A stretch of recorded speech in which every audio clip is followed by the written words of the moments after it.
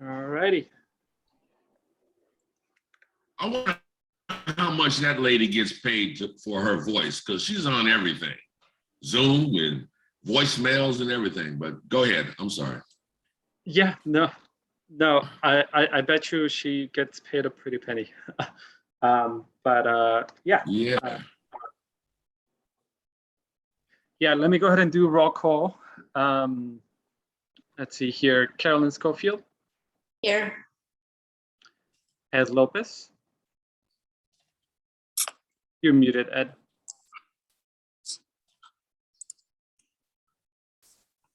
Sorry. Hello. Hey. I'll take that as a present. Matthew Vasilakis.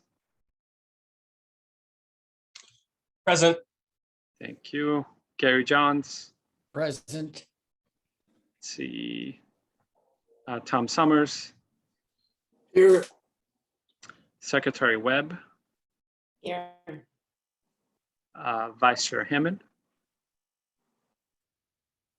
Okay, I can see you. Here. Sorry, my mute. No, it's technical difficulties all over. And Chair Price. Oh.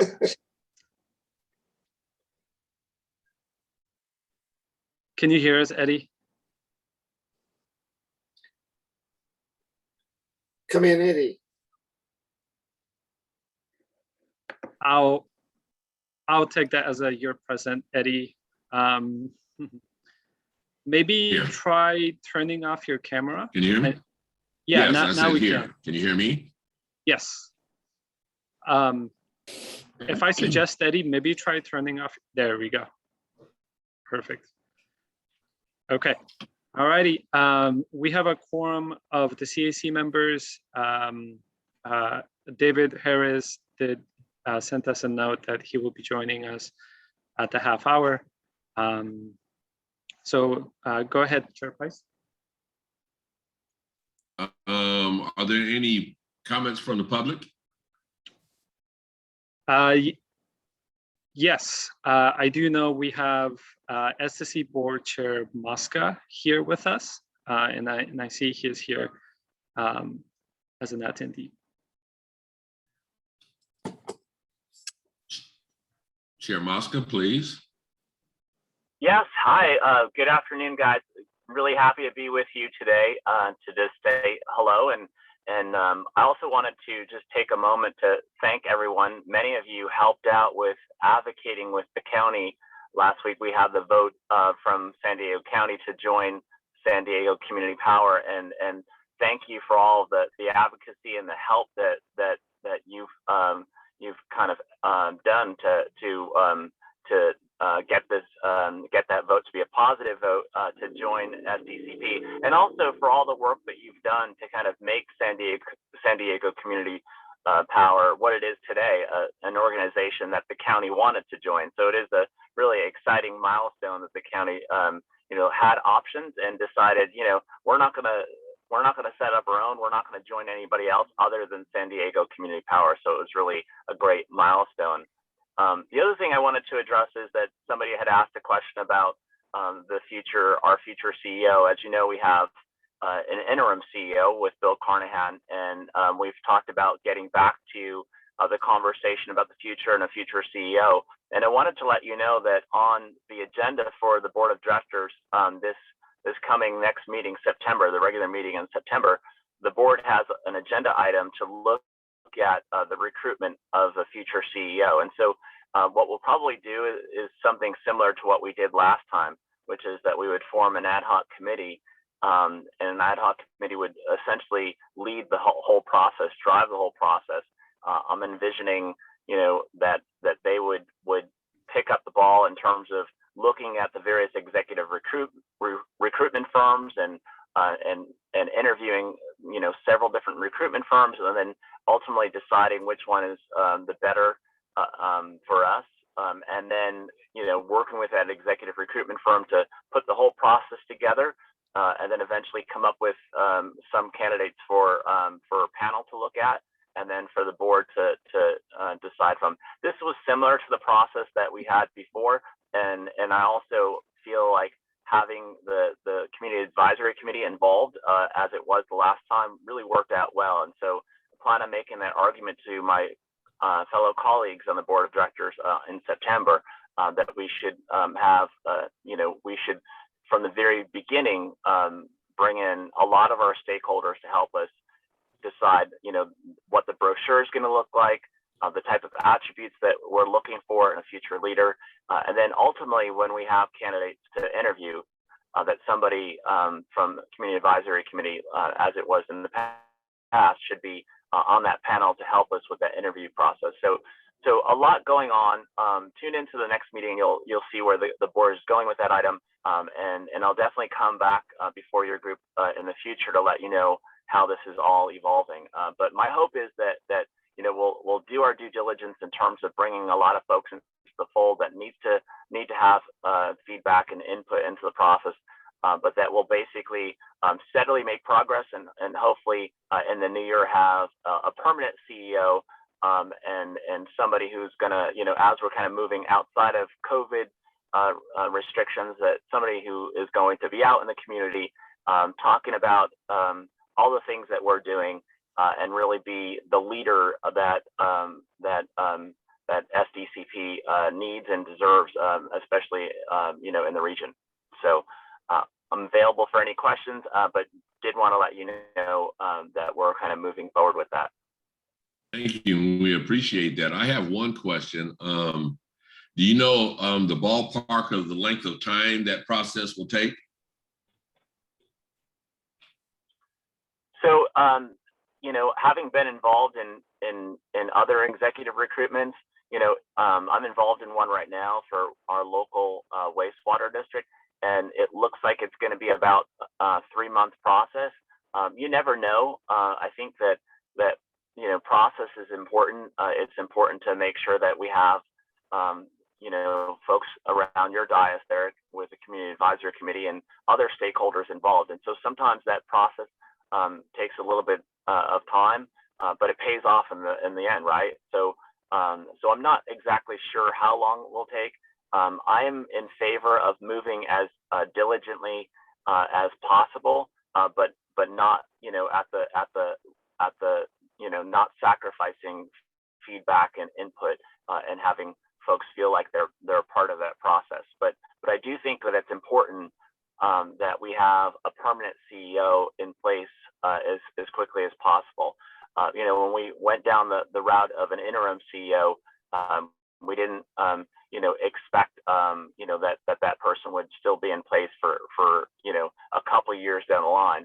And so certainly we want to move as quickly as possible. Next year is very sensitive and very lots of milestones for us with the launch of our residential customers. And so having somebody on board as soon as possible, as early in the year, new year would be great. Especially, she can help us out with the launch and be a part of that from the very beginning. Okay, well, thank you. You're welcome. Are there any other questions for Chair Mosca?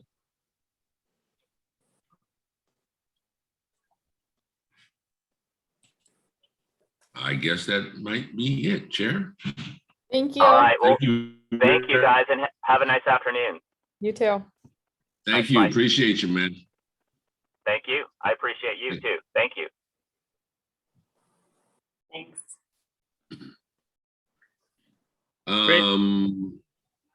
Are there any items to be withdrawn or reordered on the agenda? Before that, Chair Price, just a friendly reminder to anyone in the public that they can raise their hand if they want to participate in public comment, or anyone in telephone feature, they can press *9. Sorry for interrupting.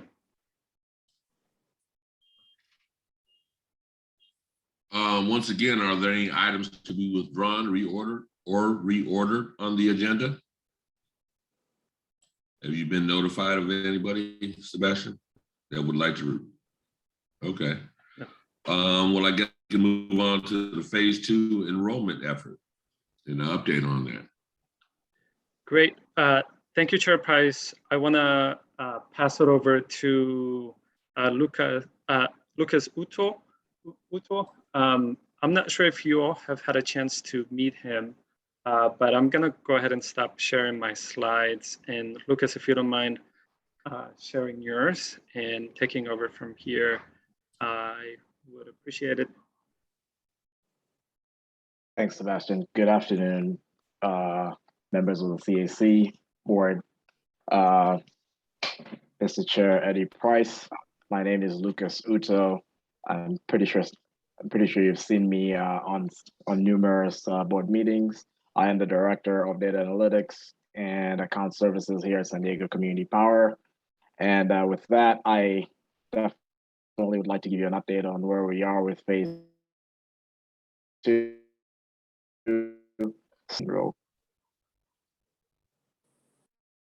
And so we have effectively concluded our phase 2.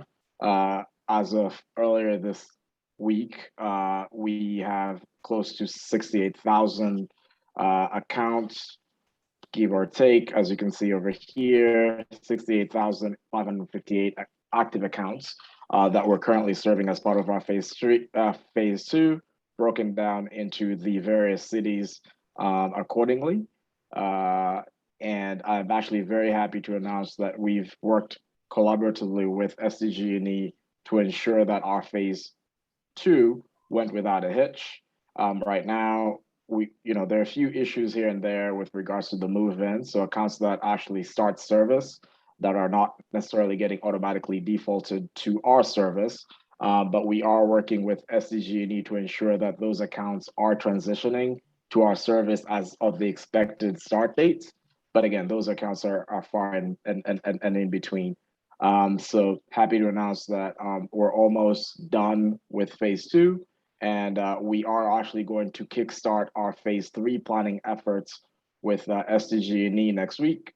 And we will definitely be providing the CAC updates going forward. Again, for phase 3, it's going to be a massive effort that will definitely need your assistance and help in obviously the engagement and outreach to our members in the community.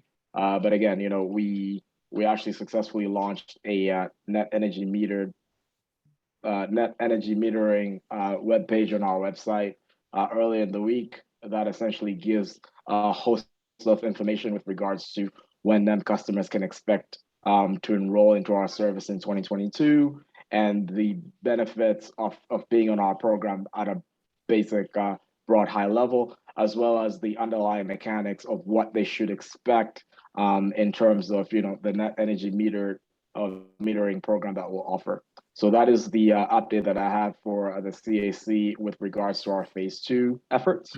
I'll take a pause here and see if anyone has any questions, comments, or additional feedback. Hey, Lucas, I just wanted to mention, first of all, thank you so much for that insightful update.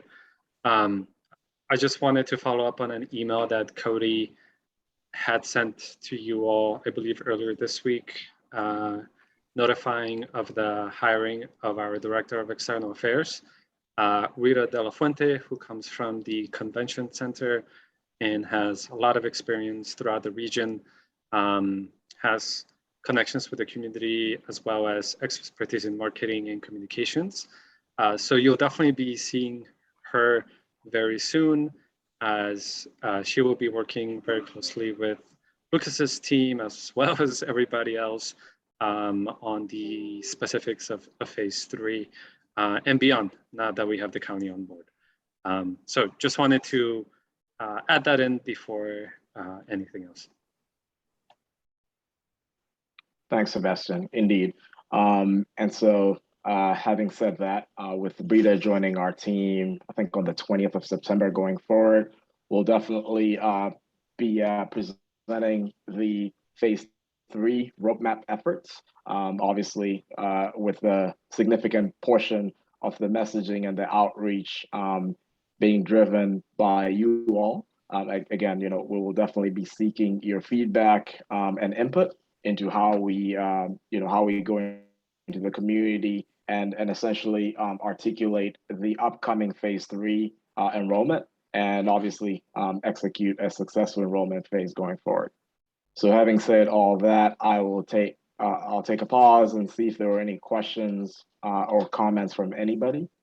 I have a couple of questions for your presentation.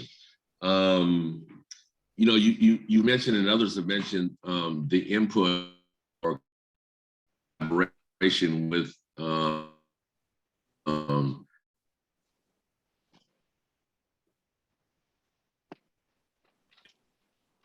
Community Advisory Committee, more than just checked in with, if possible, if that makes any sense. That may require communicating with various cities and representatives from these various cities, so that we can be extremely involved in the rollout to residential, because it's going to be a pretty awesome task. So I was just I don't know if that was a question or a statement. I don't know what that was, but now you know. Secondly, I'm sorry, I don't forget what the second one was. So does anybody else have any questions? Thanks, Chair Price. I'm not sure if it's else just got me. that question now. I'm not sure if it's just me, but you kept breaking up a number of times there. But I think the essence of what your question was to not only involve members of the CAC, but also the member cities themselves. And you're absolutely right that will be part of our overall broad strategy for phase 3, messaging, outreach and community engagement. Okay, and I think, and maybe you missed it, I don't know, but I believe it's going to require more than a once a month check-in with us. We need to develop a process for that. That would be appreciated. We may need counsel to deal with this also.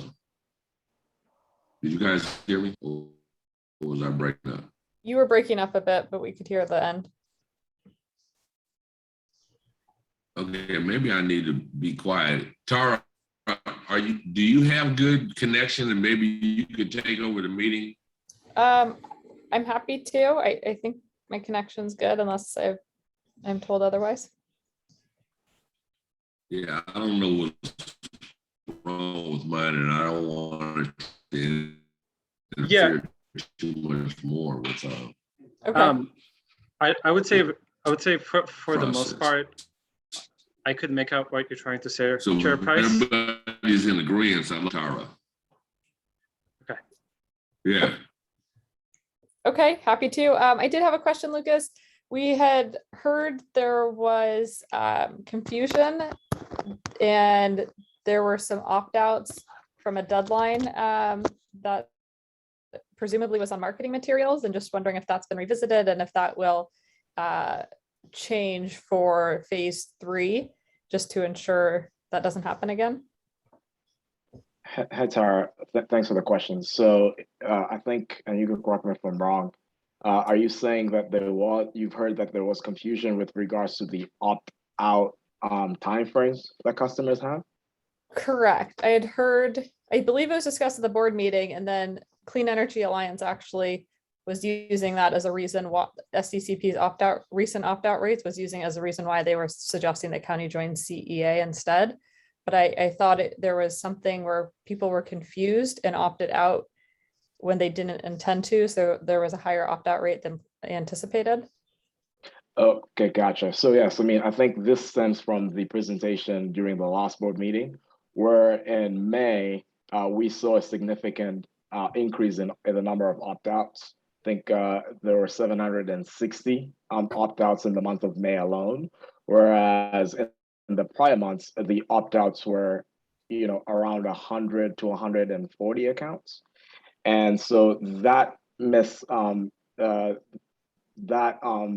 misinformation, honestly, we're not sure what drove it, but I think it might have been perhaps from social media, where I think somebody was inadvertently telling customers that they had to opt out before phase 2 commenced in June, which is obviously not true because customers can actually opt out at any point in time. They have 60 days pre-enrollment and 60 days post-enrollment to opt out without any penalties, if you will. And then after the 60-month post-enrollment, they are either, they can either opt out by electing to go back to bundle service right away, immediate return, and be subjected to transitional bundle pricing. And then, or they can elect to opt out by selecting a 6-month return to bundle service. And so in terms of, what we've done to alleviate and combat that misinformation, obviously, we've circulated talking points to our contact center to actually essentially explain the process that I've just explained to customers calling, wondering if, they should opt out and when they can opt out, just explaining the broader overall mechanics behind opting out as a process and the requirements that they have and the timeframes that they have to actually opt out. Thank you. When you say it wasn't identified who started that misinformation, does it sound like it was someone from the call center? No. So again, I mean, customers, I think for the most part, talk, right? Either in the social media platforms or et cetera. But that piece of opting out before commencement of a phase is typically seen across CCA implementations, quite honestly, simply because customers do get their 2 pre-enrollment notices, and the second of the 2 of those pre-enrollment notices gets to them right before the phase actually is slated to commence. And so typically customers would pay attention to the second pre-enrollment notice, which then historically has driven opt-outs in the month preceding the actual phase commencement date. Okay, so you don't think like SDG&E employer, someone was like spreading misinformation about it. Okay, thank you for that clarification. I see that Tom had his hand first, then Gary. Yeah, hi. Thanks for that. And I think I heard part of what I wanted to hear in your answer to Tara. I'm sure you understand that those of us in the advisory committee are kind of, in the trenches on this one. And I also was involved in a conversation with someone who got misinformation off of social media, and it was the same. It had the same nature. And I think what frustrated me with my conversation with this person, not who was a witness to that misinformation. It wasn't the person that was transmitting it, but I didn't have what I considered sufficient information to rebut. And I would like to just say, for my own part, that it would be nice to have a sample of a bill that people are getting, so that I could take what they're saying and understand what they're getting at on a real invoice, and other tools of that nature, so that we can be more informative in our responses to people that come to us with, not accurate information, but they believe it. So anyway, thanks a lot for your efforts, Lucas. Hey, Tom, if I can just chime in right there. Thank you for that question. Definitely want to make sure we provide the right information. I would say, and as we've mentioned before, for those types of technical questions, going through a bill, we have a trained team that knows the nuances and the specifics of all of that. So what I would recommend is just share the information for the contact call center, and Lucas will chime in here in a minute, but I would say, I know you're very busy and you have everything else going on, but we want you to alert us of those particular questions so us staff can answer them appropriately. And that's what I do. That's kind of my cop out. Yeah, just to add to what Sebastian has articulated, yes, feel free to send those more technical questions over to myself and members of my team. So Lee Friedman and Nelson Lamelli. But just to give you a quick high-level overview, we do have an Understanding Your Bill section within our website. Hopefully you all can see my screen. I'm actually sharing it right now. And this provides a general, broader overview of what customers should expect to see in terms of the mechanics of the bill presentment. So this typically helps customers get a better sense as to what the different line items on the bill actually mean, because we do have definitions on the left-hand sides, as you can see where my cursor is. But again, we do understand that, especially with the CNI, so the commercial and industrial customers, that there could be more technical billing questions. And for those, we are more than glad to field those. So, feel free to reach out to me at any point in time, weekend, nights, etc. And we will gladly respond to those inquiries in real time. Oh, thank you so much. I turned my camera off so that I could look with my magnifying glass at some of this. I was not aware of this feature on our website, and that's my bad. I'm really happy to be informed of this, so thanks a lot. Our Thanks, pleasure. Lucas. Thanks for your generous offer of 24/7 access to you. And Gary is next. Thank you. I think the part of this that I found most serious is that misinformation was propagated on social media. And I just think we have to take that as a warning for the future. And we have to have a process for countering it as fast as we can. And I'm not sure what happened in this case. If the postings were found and replies were made at the time, that's a huge effort to try to monitor social media like that.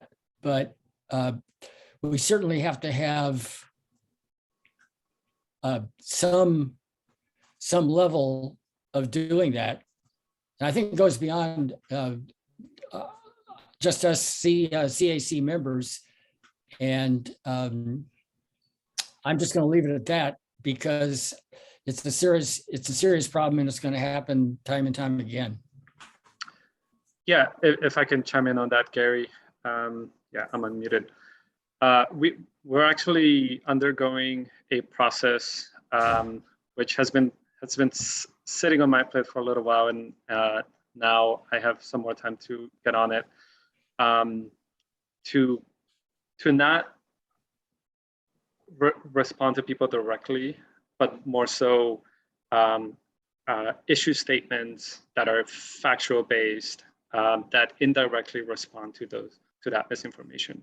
At the same time, as we shared, we have Rita coming on board, who will be the specific marketing and communications person, who will be able to dedicate a lot of time into this. And so she'll be the start of the increasing that department, but one that we're very excited for.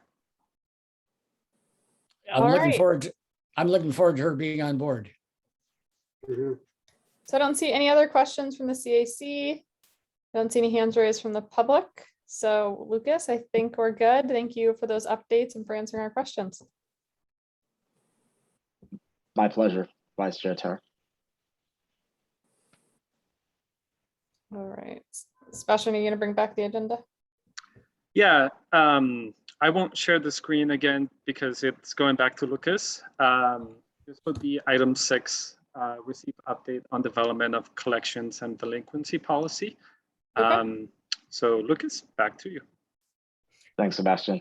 So members of the CAC, Chair Price and Chair Hammond, we have been we've been involved in numerous discussions at the state and federal level, primarily state level, with regards to the arrearage balances that currently exist, especially as it pertains to the pandemic. We're actually happy to report to the CAC that there are actually some funds via the CSD that will be distributed to load serving entities in the state. Again, I mean, the covered period for those arrearage funds is actually from March of last year. I think it's March 15th of last year through June 15th of 2021. And so again, our exposure there is rather low, simply because our phase one accounts didn't start service until March. But the overall framework is such that the bulk of the residential customers who will be transitioning over to our service next year obviously do have a lot of exposure from a bundle service perspective.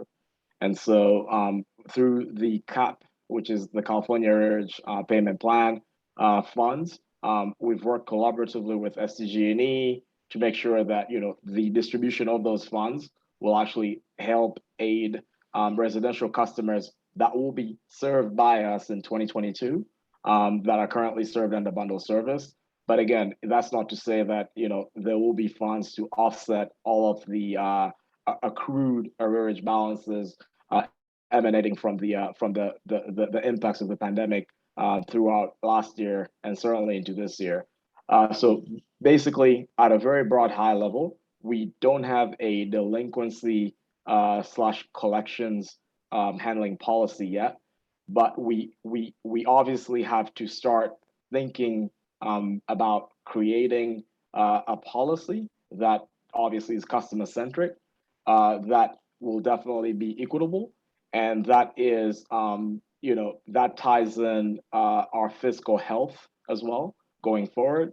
And for this item in particular, we don't have a policy articulated yet, but we definitely would like to initiate the discussion, obviously, with members of the CAC today and going forward to see how best we can carve out a policy going forward that does right by our end use customers, and that is equitable across the board, and certainly also serving the fiscal aspects of our long-term viability. So again, this is not a presentation to articulate a policy necessarily, more so than a presentation to the CAC to essentially solicit feedback on some of the moving pieces. So I'm actually going to share my screen if that's okay. This is a Rule 11 as articulated by SDG&E. And what this rule does is it essentially covers the process involved in non-payment of bills or delinquent bills. So as you can see here, this policy was effective as of 2014, way before the pandemic hit. And I do think that the bare bones of the policy are there, but whether or not we want to follow the exact same language, I think that probably is up for discussion.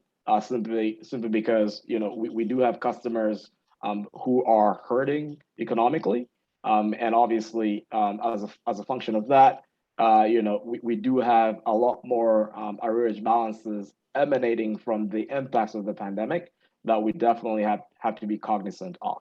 So having said that, I will gladly share the link to this rule, articulating past due and how SDG&E handles past due.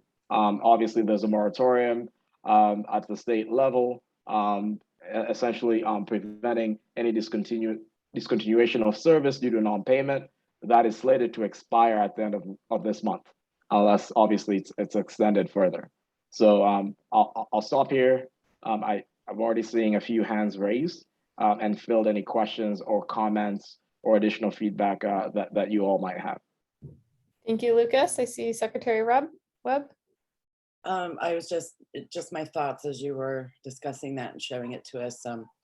It's been my past experience, not to take a machete and cut a new path. I think that's excellent to possibly use this as a model and a guideline of how our policy would be structured. But to carefully, like you said, to look at the verbiage and make sure it really fits our model and what we're putting out to the communities. So that would just be my input, that I agree we could use that as a model / guideline. Thank you, Secretary Webb.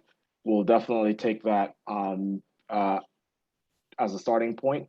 And again, I think right now the staff here is diligently working through all the various moving pieces, and they're quite a lot, if I'm being honest, with regards to all the moving pieces pertaining, generally speaking, and then obviously trying to articulate a draft policy that hopefully will be ready by next month, so that we can present it and for feedback and review by the CAC before we actually take it to the FRMC and the board for their review and approval to adopt.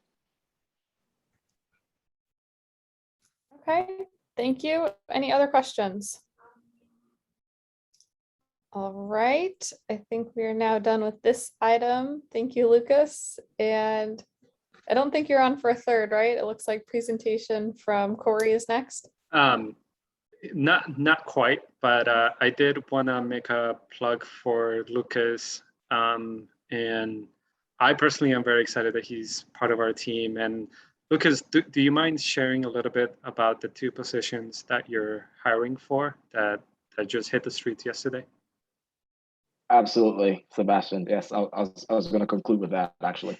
So yes, I'm very happy to announce to the members of the CAC that we've posted 2 positions on my team, one being an account services analyst, so somebody who can come in, do a little bit of the customer service aspects of the role, obviously reaching out to customers, explaining and chatting them through their bill, walking them through the mechanics of what they can expect going forward. And we've also opened a position for a data and systems analyst, so somebody to come in and help us out with the data analytics front. Again, I think those 2 roles were shared across the board through social media and have been posted on our website. So again, if you have any candidates that would be interested for the roles, please feel free to reach out to me at any point in time. The positions are open until the end of the month, so there's still adequate time for folks to apply. And then it is our expectation to have the first round of interviews the first week of October, and certainly be in a position to do the second round of interviews by the second week of October, and hopefully bring the selected candidates for the roles no later than the middle of next month. Again, all of this is with a view to planning a robust strategy for execution pertinent to our phase 3 efforts next year. And then beyond those 2 positions, Eric Washington, our CFO, is hiring for a finance manager who will report directly to him. And anyone that loves numbers are encouraged to apply. Alrighty, before I move on, Vice Chair Hammond, I did see a hand raised in the public. Hey, Fabi, would you like to go? Thank you. I hadn't seen that. All right. And I see David's in the attendees if you want to promote him. Oh, yes. Let me promote him first. And then Fabi, let me set up the timer first.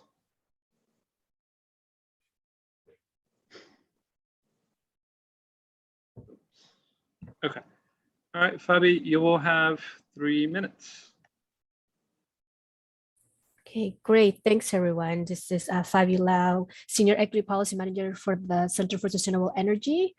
I just wanted to bring up, if folks weren't already aware that, and I know probably Laura, the Director of Regulatory Affairs, is probably tracking this, but there's a proceeding at the CPUC on these connections.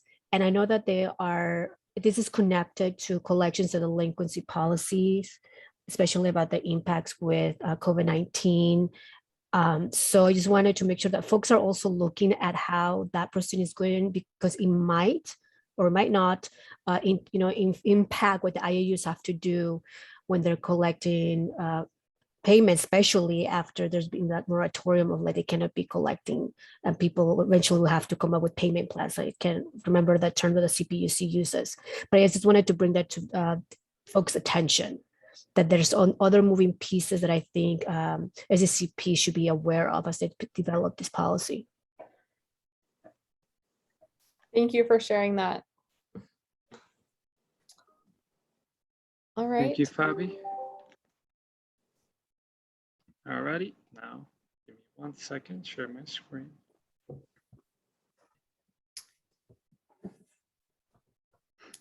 Okay.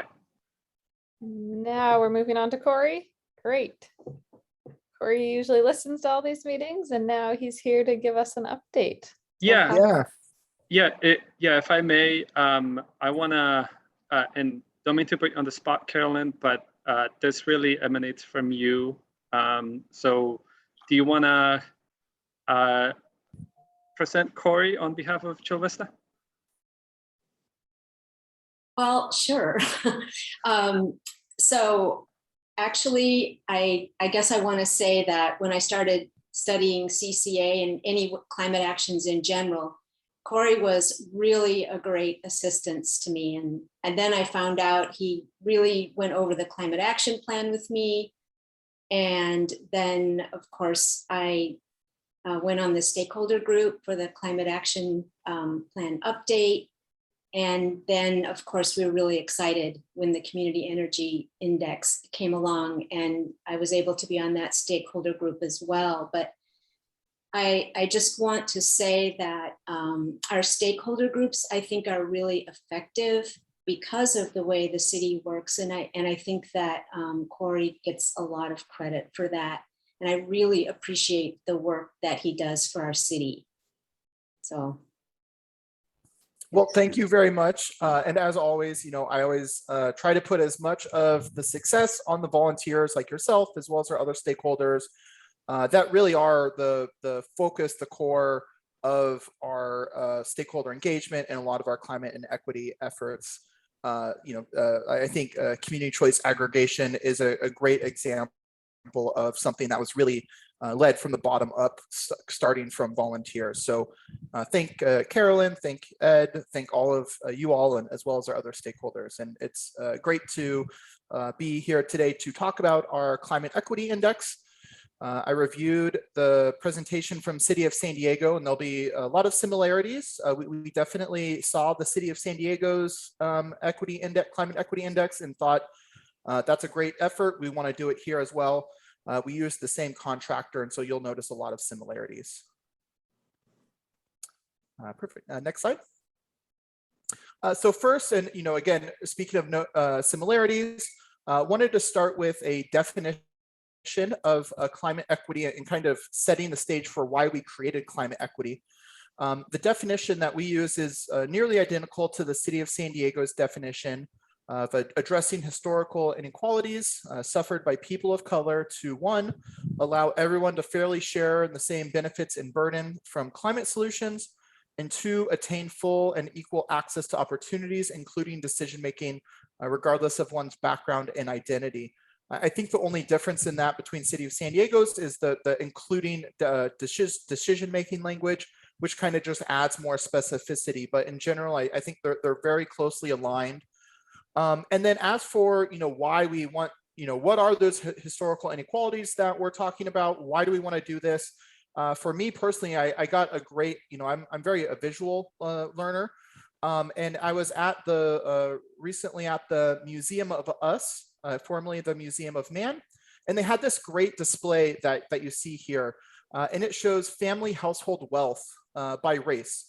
So the tallest stack in the back there is white families, followed by Asian, Latino, Black, and Native American families.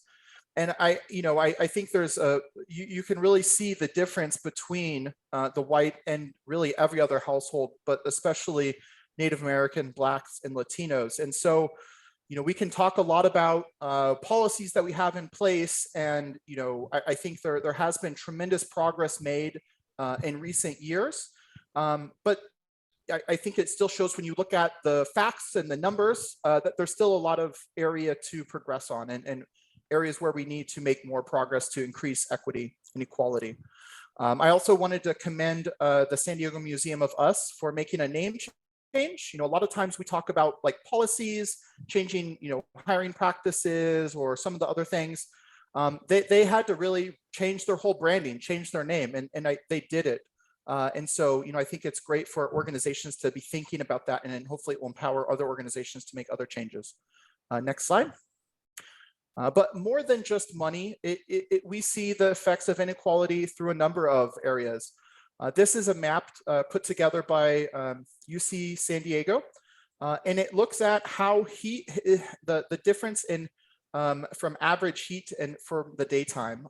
And what they found is that the neighborhoods of color had the largest increases in heat from the daytime, their daytime averages. And I don't know if this map particularly is showing this, but they also looked at and they tried to isolate away from financing. So it wasn't just a money issue, and they still found a correlation. So, this is extreme heat. This is something that is a leading cause of health impacts to our communities. And it's something that's directly tied to race, whether we want it to be or not. So I think these are just, two really great, very tangible examples of how inequality affects our communities. Next slide. Looking more closely at our study, the Climate Equity Index, there's two main components. First is what I call the EPIC report.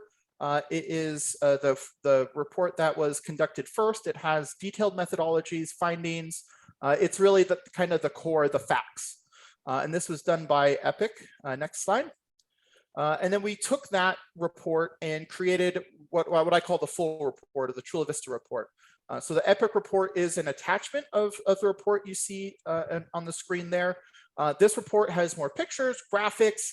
Our communications team worked on it to make it more reader friendly. It has a summary, background information about what the city's doing, and importantly, recommendations about what we want to do next. So they're kind of two overlapping pieces there. But if you're looking for more of the kind of the story and the actions, it's in this one. But if you really want to dive into the facts and the numbers and look at all the indicators, it's in the EPIC report. Next slide. And as others have said, working with stakeholders was a really important piece, if not the most important piece of creating this index. We used EPIC, who also did the City of San Diego's report. And we started working with stakeholders in July, and then wrapped up the process for the EPIC report in December. And that's when our funding for EPIC ended. So we kind of had to be a little bit faster than we probably would have done, but I think it was a really good process. And we had lots of good conversations. And I'll say one of the chief items that we worked on was selecting the indicators there in the July to September timeframe, and really finding out what pieces of data were most important for the community to be included. Next slide.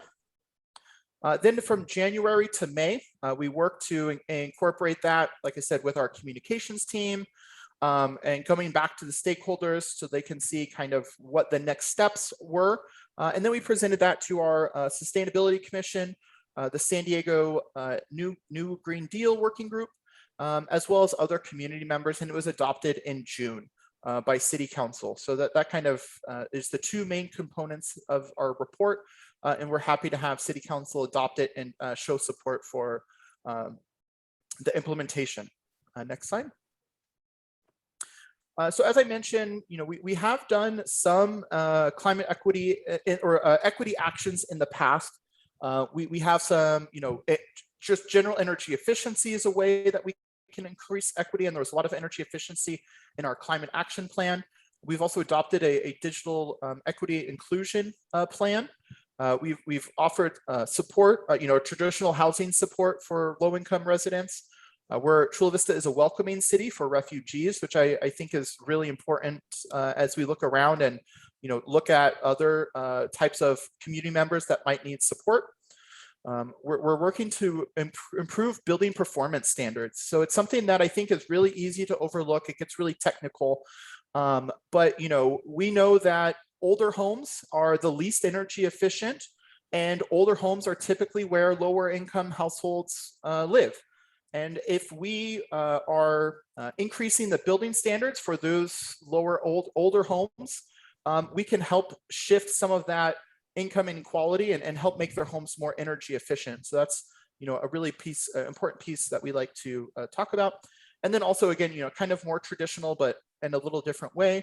Our library has 2 labs that all students will pass through in the 5th and 6th grade to learn about sustainability in their careers and how it relates to their schoolwork.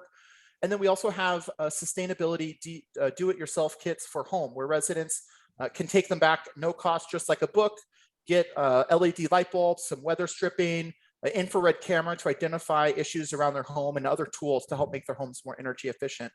So we've definitely done some actions, but we're looking on how we can take that more and how we can incorporate those with the Climate Equity Index. Next slide. It's, as I mentioned, our stakeholders were really the core of this effort. We didn't have quite as many as the city of San Diego, but we had some really great involvement, some in both groups, and that was really helpful that they could bring that experience from one stakeholder group to the next. But I won't mention all there, but one of your members, Carolyn Schofield, was a member. And like I said, we had really great community groups from South Bay Community Service, Climate Action Campaign, South Bay 350, Environmental Health Coalition, and this is one area where it's just so great to work with stakeholders, because we're just trying to provide the tools that they're asking for, and so it was really a great effort, and always want to make sure that they're thanked and they're recognized that they're at the core of this. And for future updates, they're going to be the first group that we reach out to. Next slide. Looking at the indicators, we have 39 indicators. All of the Cal EnviroScreen indicators are included.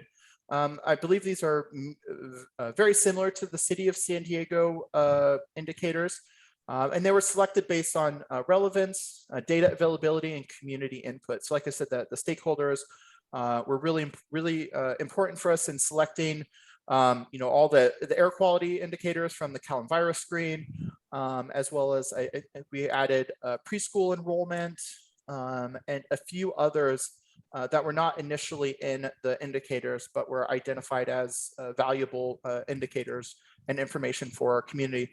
And each of these indicators has additional information about them in the EPIC portion of the report, where it breaks down what the scores were, what goes into, what is fire risk or digital access, what does that really mean? And so there's more definitions and information about all of these in that appendix.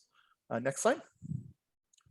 I think that this slide, I think you saw last week as well, or last month as well, from the City of San Diego study, but it's the exact same process. Like I said, we used the same consultant, same process.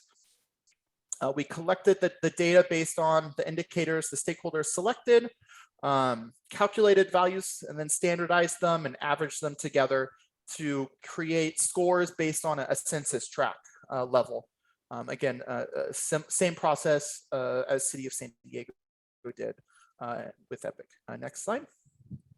And at the end of the day, this is what our climate equity index maps look like. We did use a little bit different scoring than the City of San Diego. Instead of looking at the raw numbers, we looked at the percentile. So and we used 4, and City of San Diego used 5, but I'll show you in a second here that at the end of the day, they're very similar analysis that you get out of the numbers there. And so as you can see, this is very similar to our Cal EnviroScreen score map. with the most impacted, typically on the more western edges. But where we get a little bit more definition is in the lighter red shades. These are areas of Chula Vista that might not score as high at the state level for the state Cal and Virus Screen scores, but are really informative for us when we're looking at how can we leverage city facilities and resources, and bring a little bit more opportunities to some of the communities. So what we include, or what we count as a high climate equity index score, is anything in the top 50%. So anything in that dark red or orange and light orange there. Next slide. And also similar to City of San Diego, there is an online map where you can go on, see the climate equity scores, but as well look at each of the indicators individually. And so if one of them, you were more interested in looking at one of the impacts, it doesn't all necessarily align. I think it generally aligns with, the high scores are going to be more in the west. But for some of the indicators, there's definitely some kind of unique patterns that you might not recognize when you're just looking at the whole index. And so it's really important to look there. And then also you can look at each score, as well as overlays such as COVID or some of the other data points that didn't necessarily work as indicators, but work well working with the climate equity index. And so there's that opportunity to kind of scroll through. Next slide. And then this is a map. What I did was one of the EPIC attachment, or the EPIC report, each of the climate zones, the scores for each of our each of our census tracts are in there. So, we can kind of rescore it if we wanted to. And what I did was look at the City of San Diego's climate equity index of very low access or moderate access, and kind of overlaid that on our climate equity index. And as you can see, they're very similar. There's one or two census tracts that would be included or not included based on how you did the math, but overall, any of the red census tracts would be included in our high scoring, and any of the colored blue or light green census tracts would be included in City of San Diego's. So you can see, regardless of how you kind of do the math, you get very similar results. And we're also able, like I said, the numbers are in the back of our attachment to the report. So, we can kind of go and if we want to set different thresholds or set different scoring based to response to community feedback, that's definitely something that is possible. Next slide. This I just wanted to showcase. This was a graph that was also in the City of San Diego's report. It showcases the demographics, while not as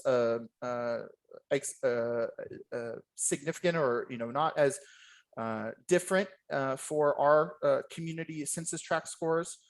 You can see at the citywide, we are a majority person of color community. And then at the very high scores, so the communities that were most impacted, that is the parts of our communities that have the most people of color, while the very low scores that have the most opportunity are the lowest person of color. So not as big of changes, but just wanted to kind of identify that even in a community that is primarily person of color, that there still can be some changes there.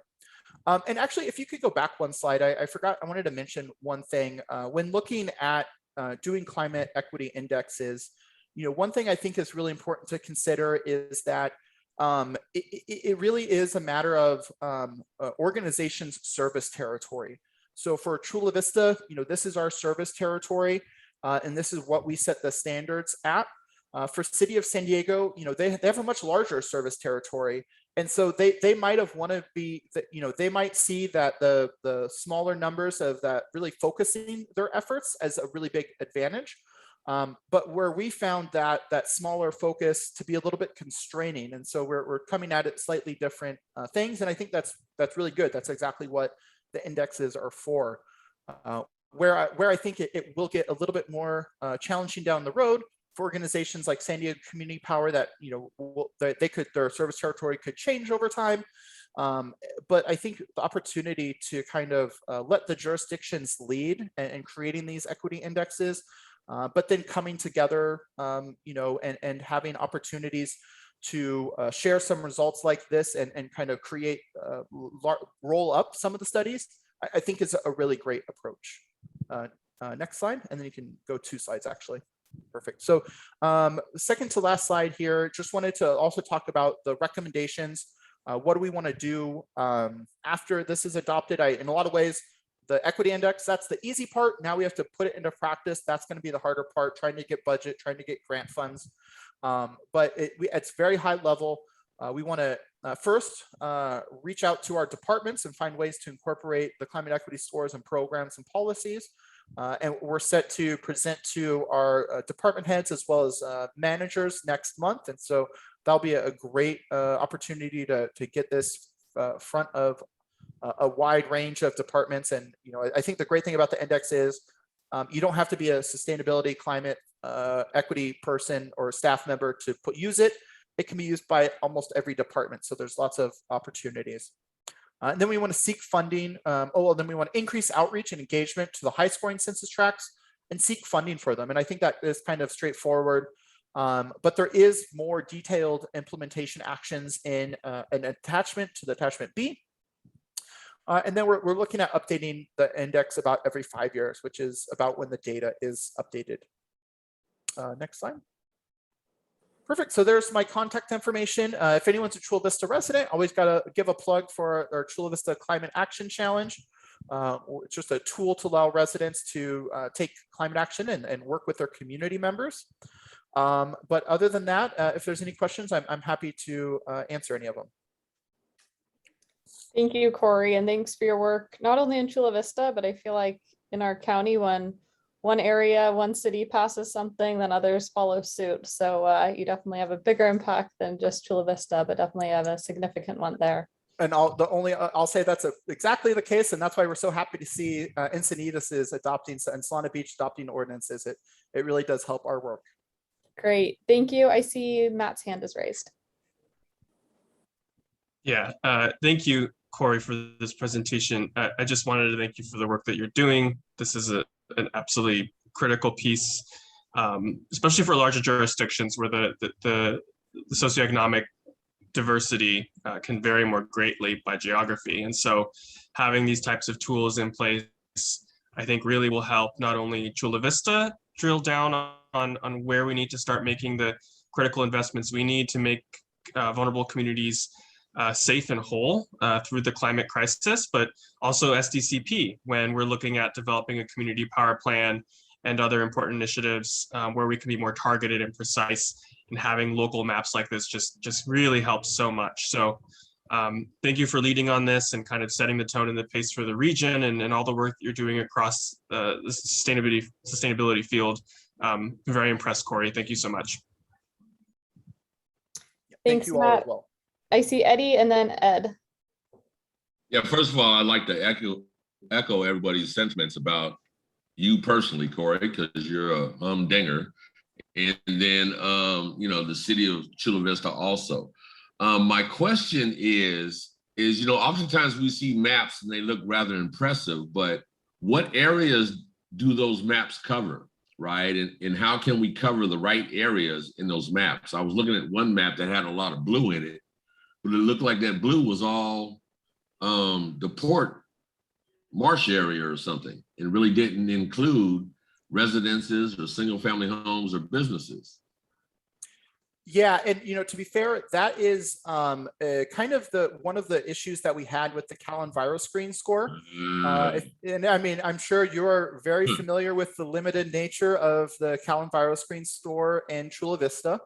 But a lot of our disadvantaged communities are very on the western edge, where you're right. There's a lot of port land that we don't necessarily have as much control over, and that's just not where a lot of our residents and facilities are operated.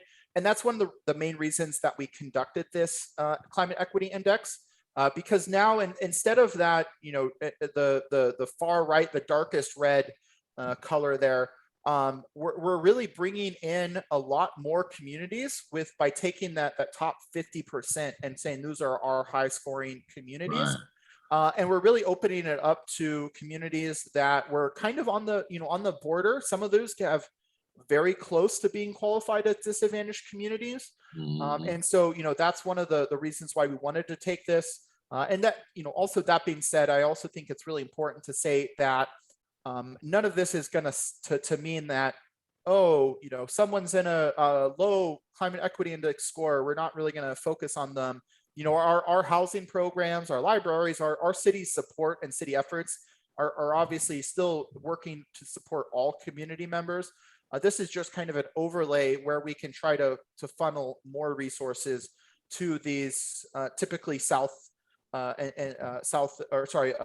Western communities, where we do see, significant multifamily complexes, some housing, as well as some city facilities that we can then kind of use as springboards to providing more resources to those communities. Right. Okay. I just know that it's challenging operating off of maps that somebody else provides us, as well as operating off of data that we collect that is interpreted by somebody else to determine how we're supposed to be living our life in San Diego or Chula Vista or Southern California. It's in my humble opinion, I've had this conversation with the Energy Commission, also the chair of the Energy Commission. We appreciate your data, but we need to come to our own narrating of the data, right? And we have to connect that with what we see on the street, right? So like when I looked at that map, it was basically just I-5 corridor and maybe I guess that's Broadway or whatever that street is, the main street off of Broadway. But as I drive through Chula Vista, I see much more than that, right? I see much more than that. So somehow, all of our cities have to try to figure out or come up with our own narrative as to what we determine as cities or San Diego Community Power or whatever, who we want to serve and who we want to help and how we want to help them. Yeah, Thank definitely. you. I think I think that goes to the kind of the service territory that I mentioned earlier.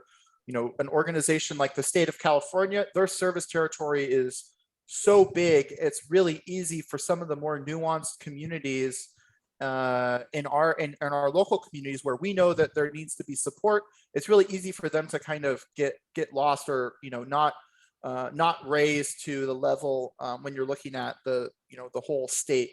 And so that's why I think these local efforts are really good, not to replace the Cal Empire screen scores, but just to complement them, especially for local programs that we control. Like I said, we're really excited to talk with our departments about these programs and to get them thinking about, okay, how can we leverage the resources and the work that we're already doing in the community to support these areas?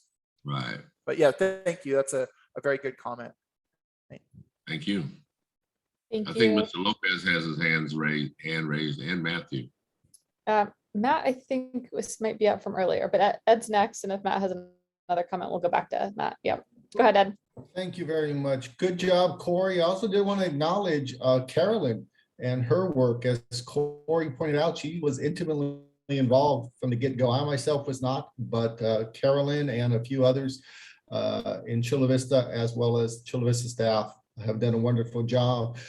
Corey, since I haven't been involved from the get-go, I'm just wondering if you might be able to address or identify, because I'm aware in terms of these indices or these tools or the data therein, that regions or jurisdictions, I think, have been able to align or to use essentially the data and the information to help drive or align other broad community economic developmental goals, job promotion, focus and emphasis on maybe capital investment and improvement, and just overall research and innovation. So I'm wondering, does the city itself, or maybe even other stakeholders, developers, for example, or industrial sectors, have they talked about and acknowledged that there's some very helpful and good information that can, again, help drive or address community development, economic development for Chula Vista and the region?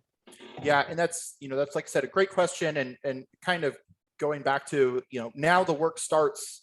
Like I said, we still have to present it to our departments and department heads, and really kind of see what their ideas of how they want to use it, and probably push them a little bit in a nice, productive way.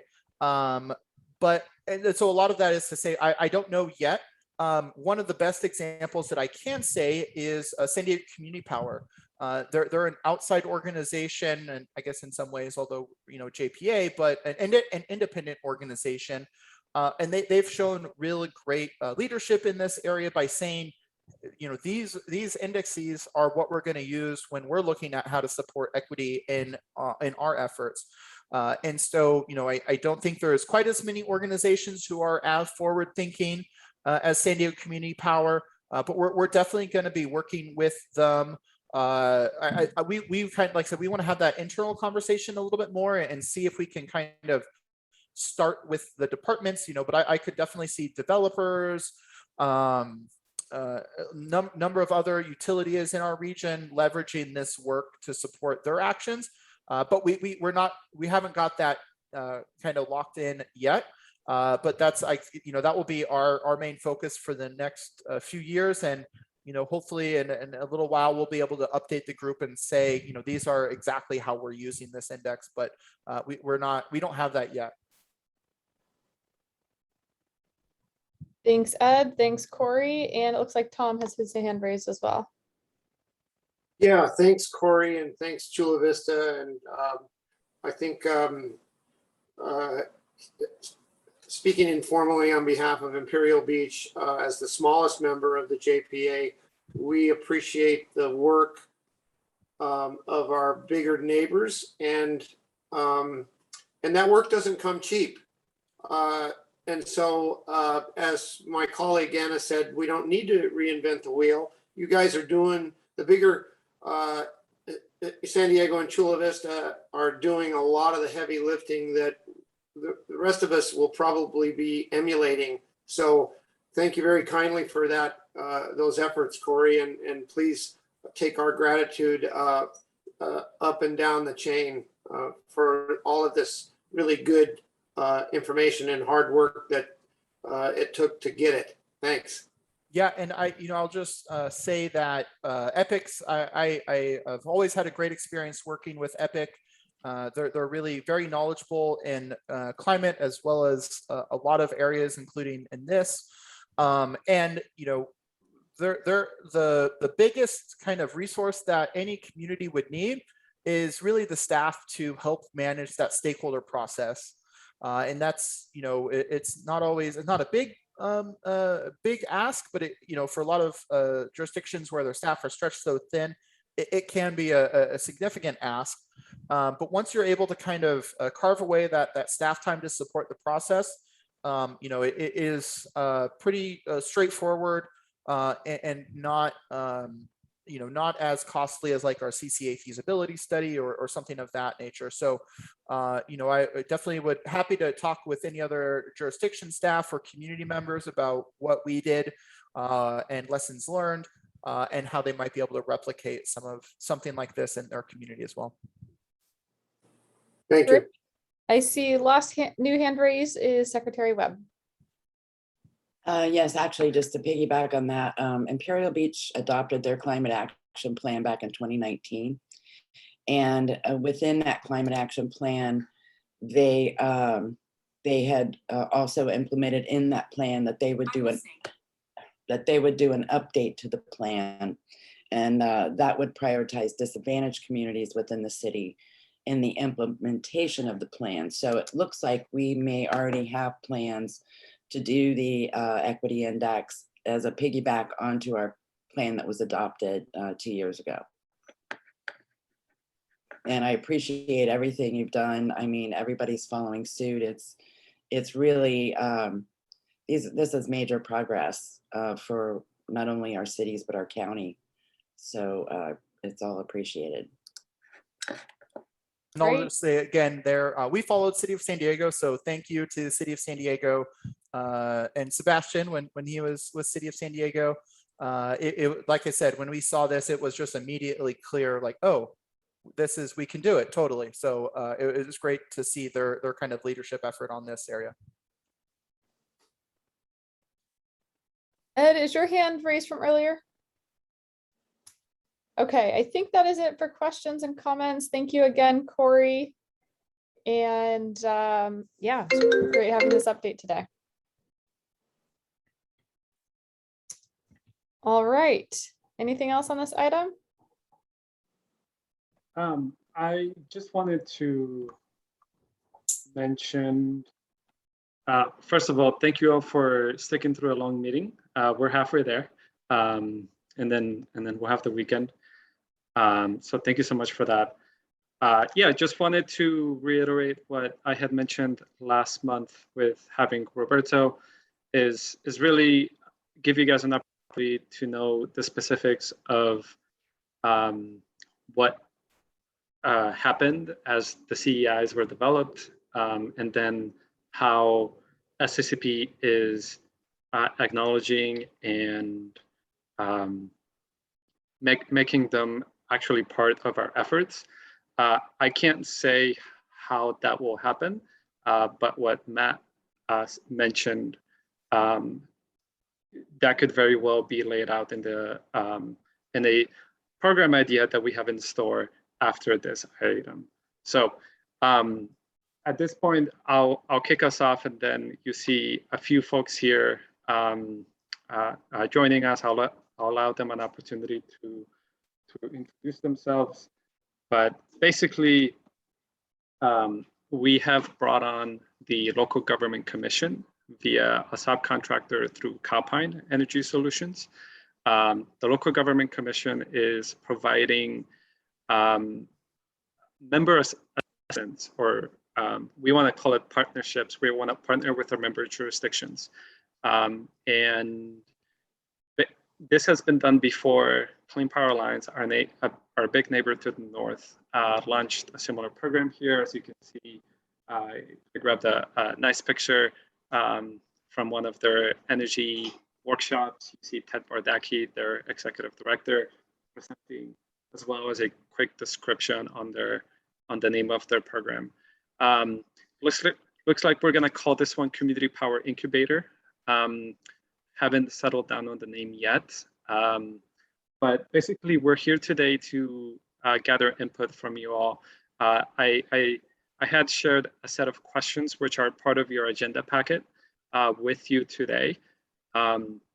We want to go through as much feedback as we can. If there is any leftover feedback that you think of, tomorrow as you're going out and getting your groceries, send that over to us. I would say by Monday, because we are wrapping up this feedback session very quickly. But we've put some of the questions here, not all of them. All of the questions are as an attachment. But at this point, I will pass it over to Julia and Catherine to introduce themselves, talk a little bit more about LGC and their overall approach to this exciting program we're working on. Great, thanks so much, Sebastian. Hi, everyone. Good afternoon. It's so great to be joining you today. My name is Julia Kim. I'm the Climate Change and Energy Program Director with the Local Government Commission, and I'm joined by Catherine Foster, who's a project manager on our Climate Change and Energy team. I'm not sure if folks are familiar with the Local Government Commission. Just a quick overview. We're a nonprofit. We've been working over the past 40 years, working to create livable communities throughout California. And we partner with regions and communities throughout the state, and a lot of our work is focused on helping to build capacity for folks to advance equitable and holistic solutions. And we do that by providing policy and planning support, technical assistance, tailored resources, building coalitions, and really supporting that infrastructure for practitioners and policymakers. So as Sebastian noted, this is a new incubator program that we're in the midst of designing and working through the design. It is modeled after a successful pilot with the Clean Power Alliance in the LA region.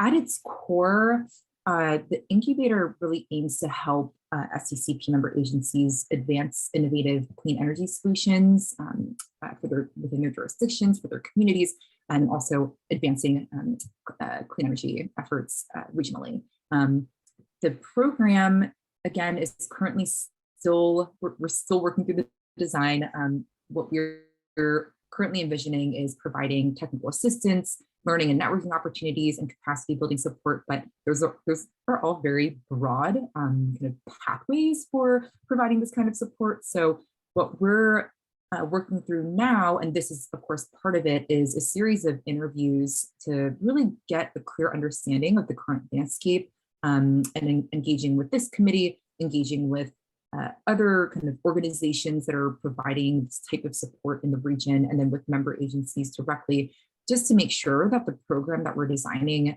does in fact meet local and regional needs. I'm going to try to be brief so we have as much time as we can. So you'll see a set of questions here. Thanks, Sebastian, for sharing this with folks in advance. A couple things that I'll flag. We know like the San Diego region is pretty far along compared to to other regions. I mean, certainly hearing about all the work in Chula Vista from Corey just now speaks to that. With that said, the climate crisis is here. We need to be moving things forward more quickly, more equitably. With that said, we do know that there are other organizations in the region that are engaging with jurisdictions and engaging with communities. So you'll see that some of these questions really are, again, getting a sense of what's already taking place to see how could this program bolster those efforts, expand those efforts, deepen them, and then where are the gaps that are remaining? But then also, are there any areas of alignment in terms of priorities and needs so that we can kind of provide kind of tailor the program and provide support accordingly. So I'll pause there and see if folks have questions or would love to hear any responses to these questions. Yeah, if I can add to that, Julia, thank you so much.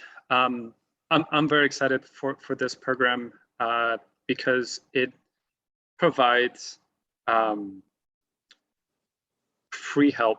Well, it reinvests some of the efforts, the dollars that our communities have put into, and allows our member jurisdictions to work with the LGC if they have a technical need. Say, for example, they need to write a technical report for a city council meeting, they can tap into staff on that. I won't go into too much detail because, as Julia said, we're still in the design phase, but it's just more assistance for the whole region. It's tailored, it's specific to their needs. And then at the same time, we're looking at doing potential educational workshops on energy topics of interest in the region throughout our service territory. So we are starting to engage with the county. So Julia and Catherine are aware that we've now expanded, so we need to bring them into the scope. But we want to kick off with you all.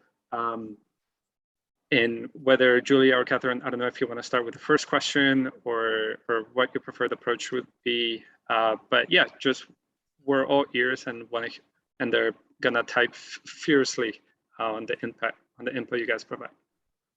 Mm-hmm. Yes, we'll definitely be taking notes. And Catherine, please, of course, feel free to jump in if I missed anything. But yeah, I think it might make sense to kind of start at the highest level, and then if we have time, dig more into the details. So really that first question, if folks have any immediate reflections or thoughts on what you see as the major priorities for advancing clean energy initiatives in the San Diego region. Thanks, Julia. No hands raised yet, but we can give it a minute.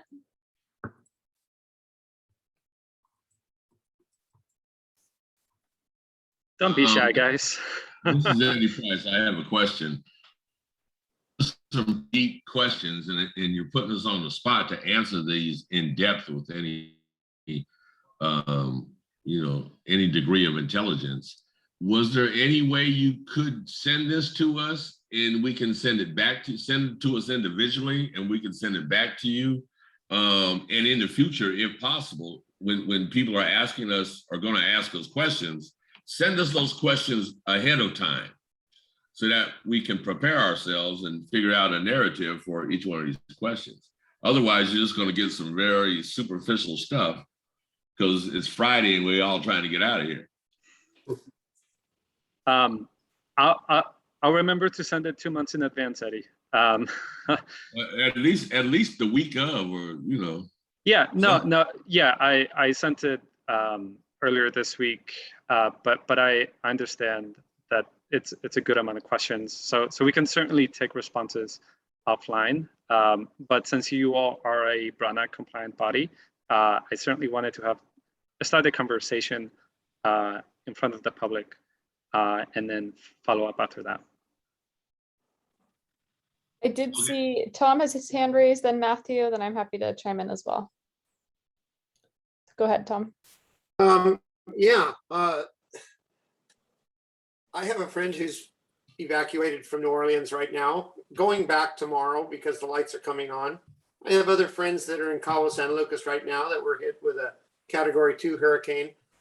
So these are two things in real time right now for me. But honestly, in the last, X number of months, I think the highest thing on my priority list is climate change and how it affects us locally. The last heat wave we had here in Imperial Beach, I found myself riding around on I ride my bike every day, and I know my town pretty good.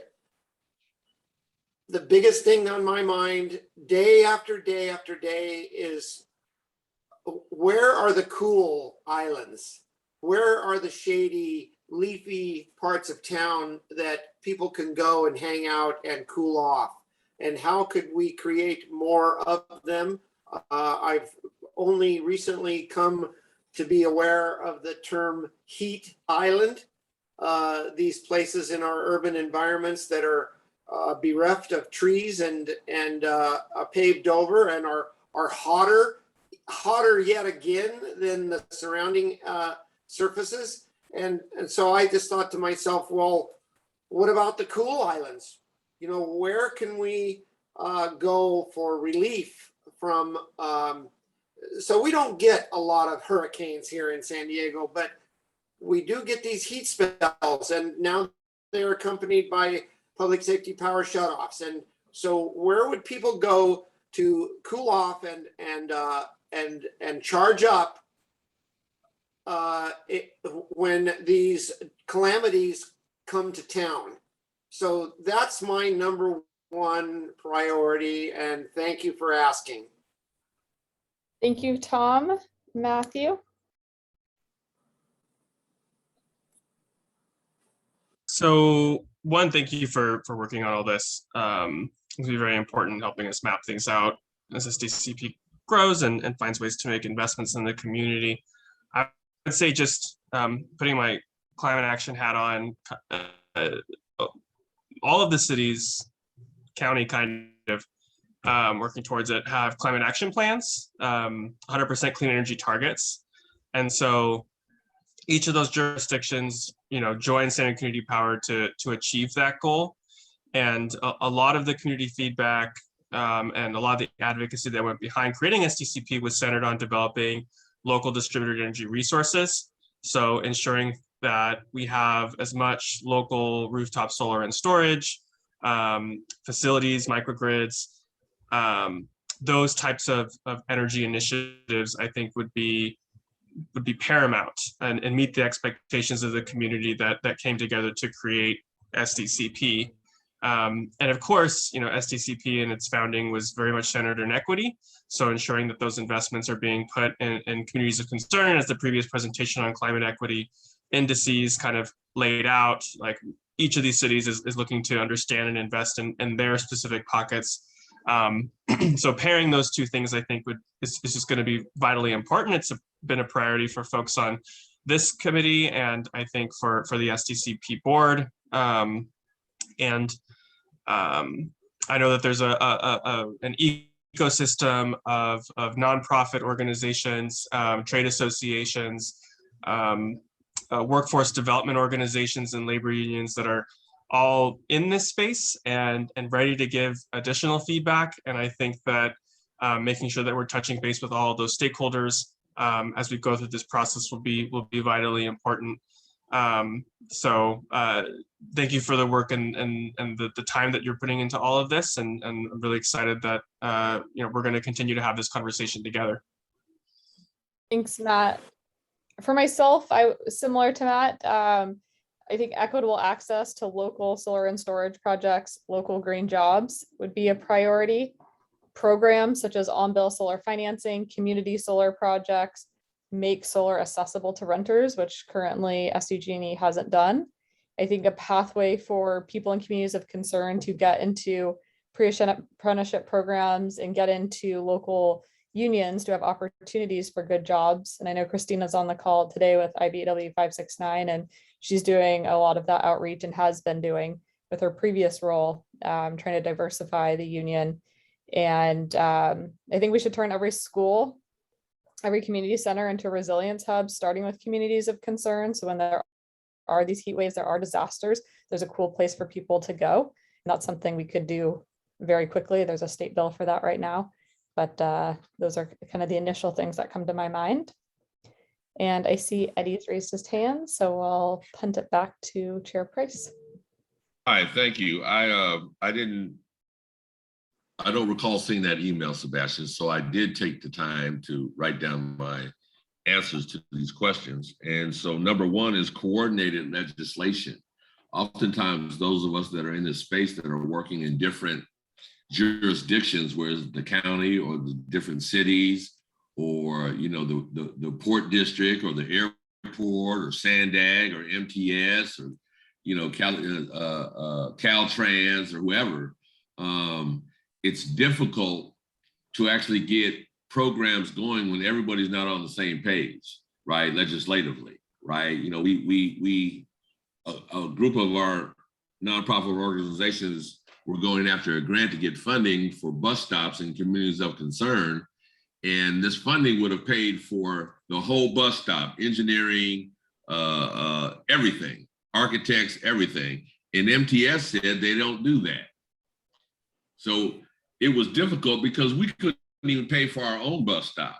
And so we can't understand that. Recently, I just heard that they don't put trees by bus stops, right? So there's a lot of, and that's not the city of San Diego, that's MTS determining what my community looks like.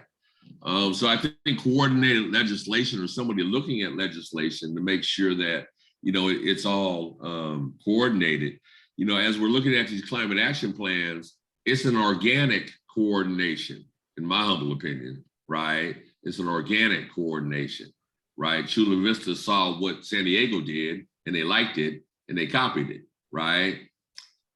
We need to institute or create a process where all these cities do the same thing, that are willing to do the same thing. We're not in a climate crisis, in my humble opinion. We're in a human crisis, right? The planet's going to be okay. The planet's been here 14.7 billion years. We only been here a minute, and we ain't got much longer. So I think we need to look at saving ourselves rather than saving the planet. To the question number 3, I just said yes. Question number 4, I said yes.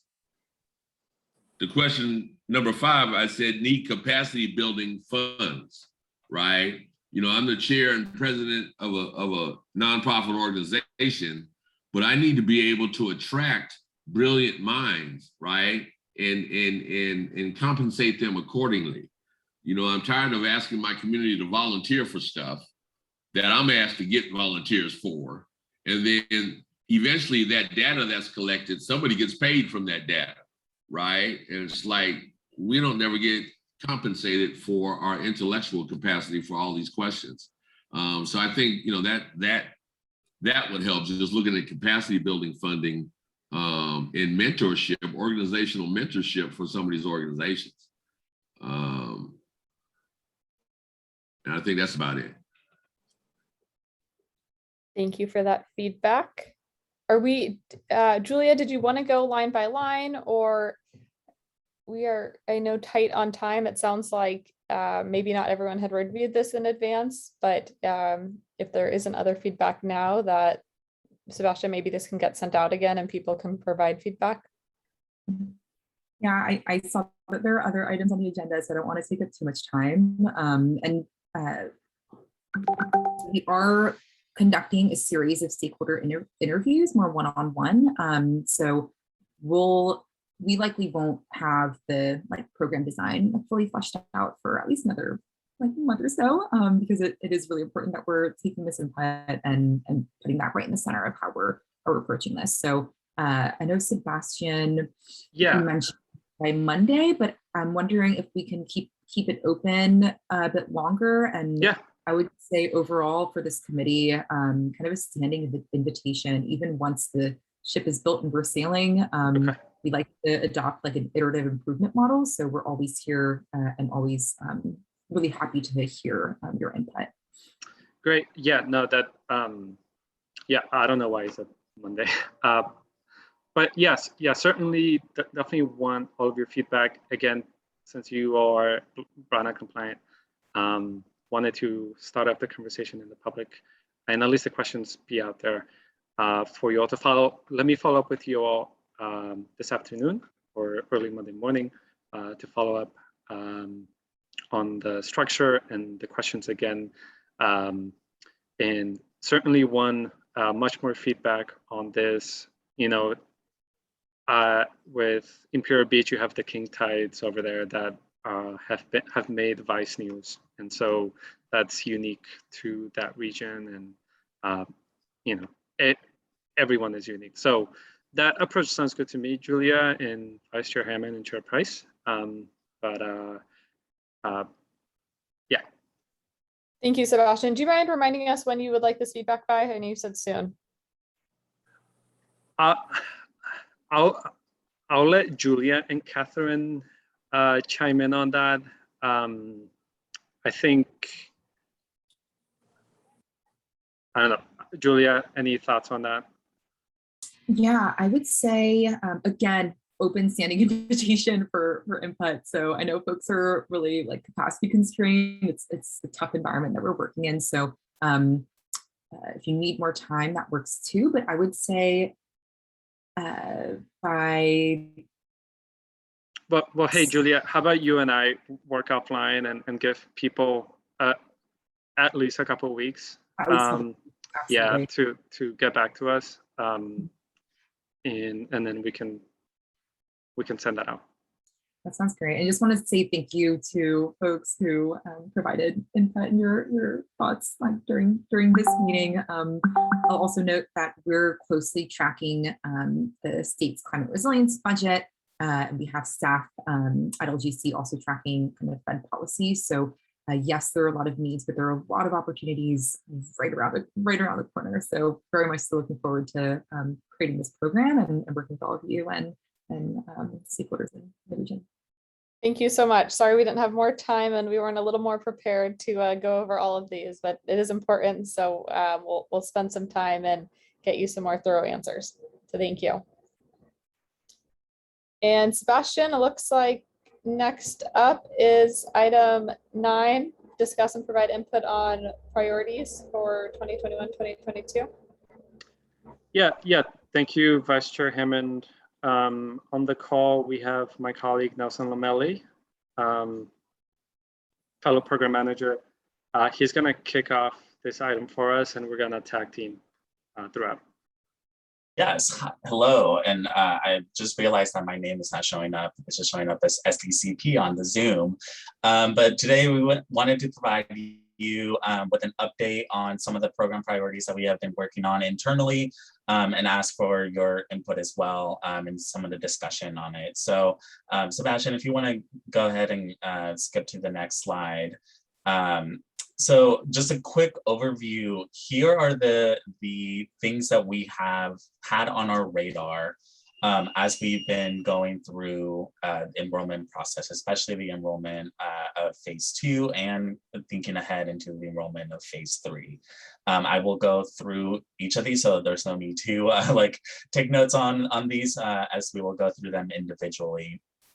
So, but this is just a quick overview of what we're thinking about. So next slide, Sebastian. So I want to start by with what we describe or what we consider phase 3 programs. So these are programs that we need to have available and operational in order to enroll customers during the phase 3 process.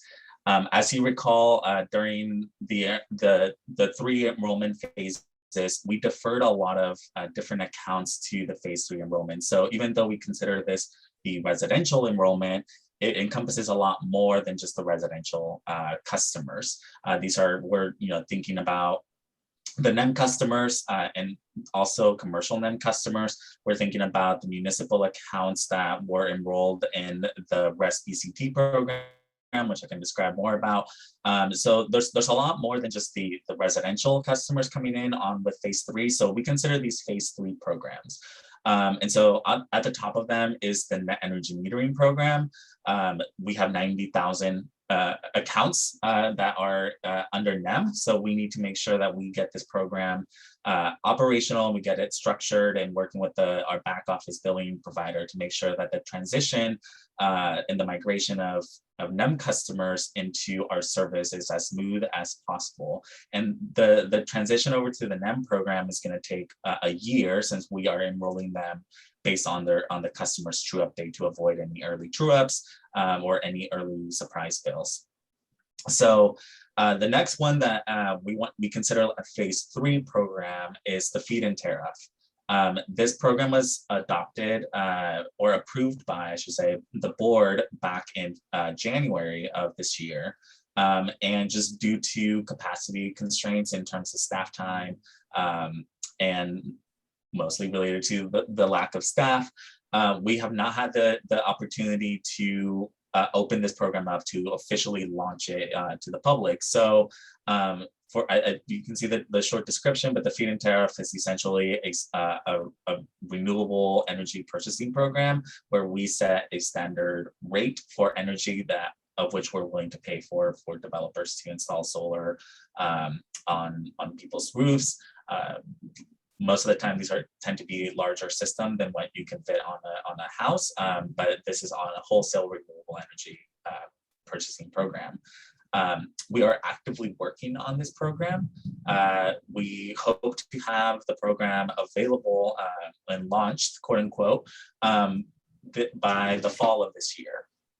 We are targeting to bring something back to the board in October, and then shortly after that, starting the campaign around introducing people to the feed-in tariff program. So we consider that a phase 3 because the board did approve of this back in January, and we do not want to defer any further on this program. The last one is the renewable energy self-generation bill credit transfer, or REST-BCT. And if you've seen the song, I get it. So what this program is for local government. So it's only open to municipalities. And what this allows is for a municipality or a local government to install one large generating facility on one meter or one account, but be able to allocate the generation bill credits among multiple accounts, and without those accounts having to be physically next to the facility or adjacent to the facility like you do with net energy metering aggregation. And this is only allows for the generation bill credit. So we're not talking about transmission or distribution here, it's only for the generation component. So because it is the generation component, we have to stand up an equivalent program to REST-BCT. Otherwise, those customers that are currently enrolled would need to opt out of our service. And we don't want that. So because we have deferred the enrollment of these customers until phase 3, we consider this a phase 3 program that we need to work on and stand up. And Sebastian has been doing an excellent job at working with with Lucas and our back office providers and SDG&E to stand this up. So that's what we consider the phase 3 programs that are crucial for the enrollment process that we are heading into. Next slide, Sebastian. And I will turn this over to Sebastian because he's the one that's been working on this program. But this is something we're also working on. Yeah. Thank you, Nelson. I've talked about this with several of you, but we are working on a long-term program. We're setting up the stones to have something that we think will be pretty nice for our community. The PUC has a program called Disadvantaged Communities. And right when I'm talking, there's a big trash truck outside. So apologies for that. There's a program called by the PUC, Disadvantaged Communities Green Tariff or Community Solar Green Tariff Programs, or DAC-GT, CSGT. Several CCAs throughout the state, including Clean Power Alliance, have pursued, sorry, it's really loud, have pursued launching this program. The design phase of this program was established in 2018. Within it, the PUC assigned allocations. So how much could be procured under each program, the DAC, GT, and CSGT, to the IOUs. And then they also assigned allocations to the existing CCAs. Since San Diego Community Power was not in existence at the time, is it really loud? Can you guys? It's okay. It's not too bad. I don't know if it's you or Tom Summers, but somebody's, yeah, it's interesting.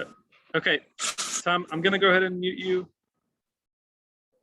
Okay, sorry about that. So in 2018, SDCP was not around. SDG&E received all of the allocation for service territory. What we are doing now is we are pursuing this allocation, which is one of the steps that we're going to take. Sorry, Nelson, can you take over? It's really distracting on my end. No worries. So as Sebastian was mentioning, we are actively seeking an allocation from the CPC since when the CPC made this allocation, the other CCAs sought their allocation from their IOU. So we are now in the drafting the advice letter seeking the allocation. So that's the first step. The second step is submitting another advice letter that encompasses the actual program mechanics of how SDCP is going to implement it. And what this program does, what both of these programs do actually, I should say, they provide a 20% bill discount on the generation and distribution components. So this is a phenomenal way for low-income customers to be enrolled in this program. It's only available to low-income residential customers and only those that are living in what is considered a disadvantaged community under the Cal EnviroScreen 3.0 and soon to be the 4.0.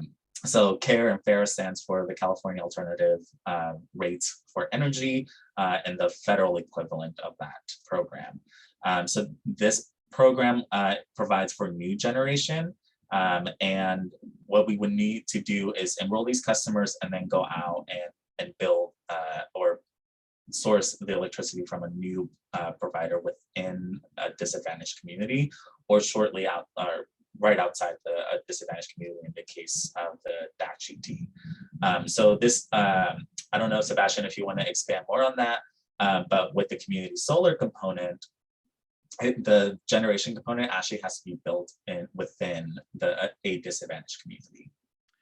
Yeah. Thank you, Nelson. Finally, the truck left. It was driving me insane. Sorry about that, guys.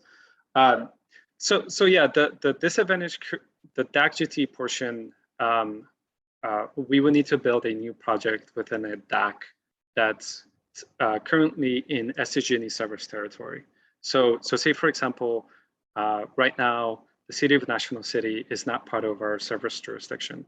Under the DAC-GT portion, we could build a project there and interconnect it to the system so it could serve Carafera residential customers throughout our service territory. So it's a little bit broader in perspective. It has a larger allocation. SCG&E received an allocation of 15 megawatts.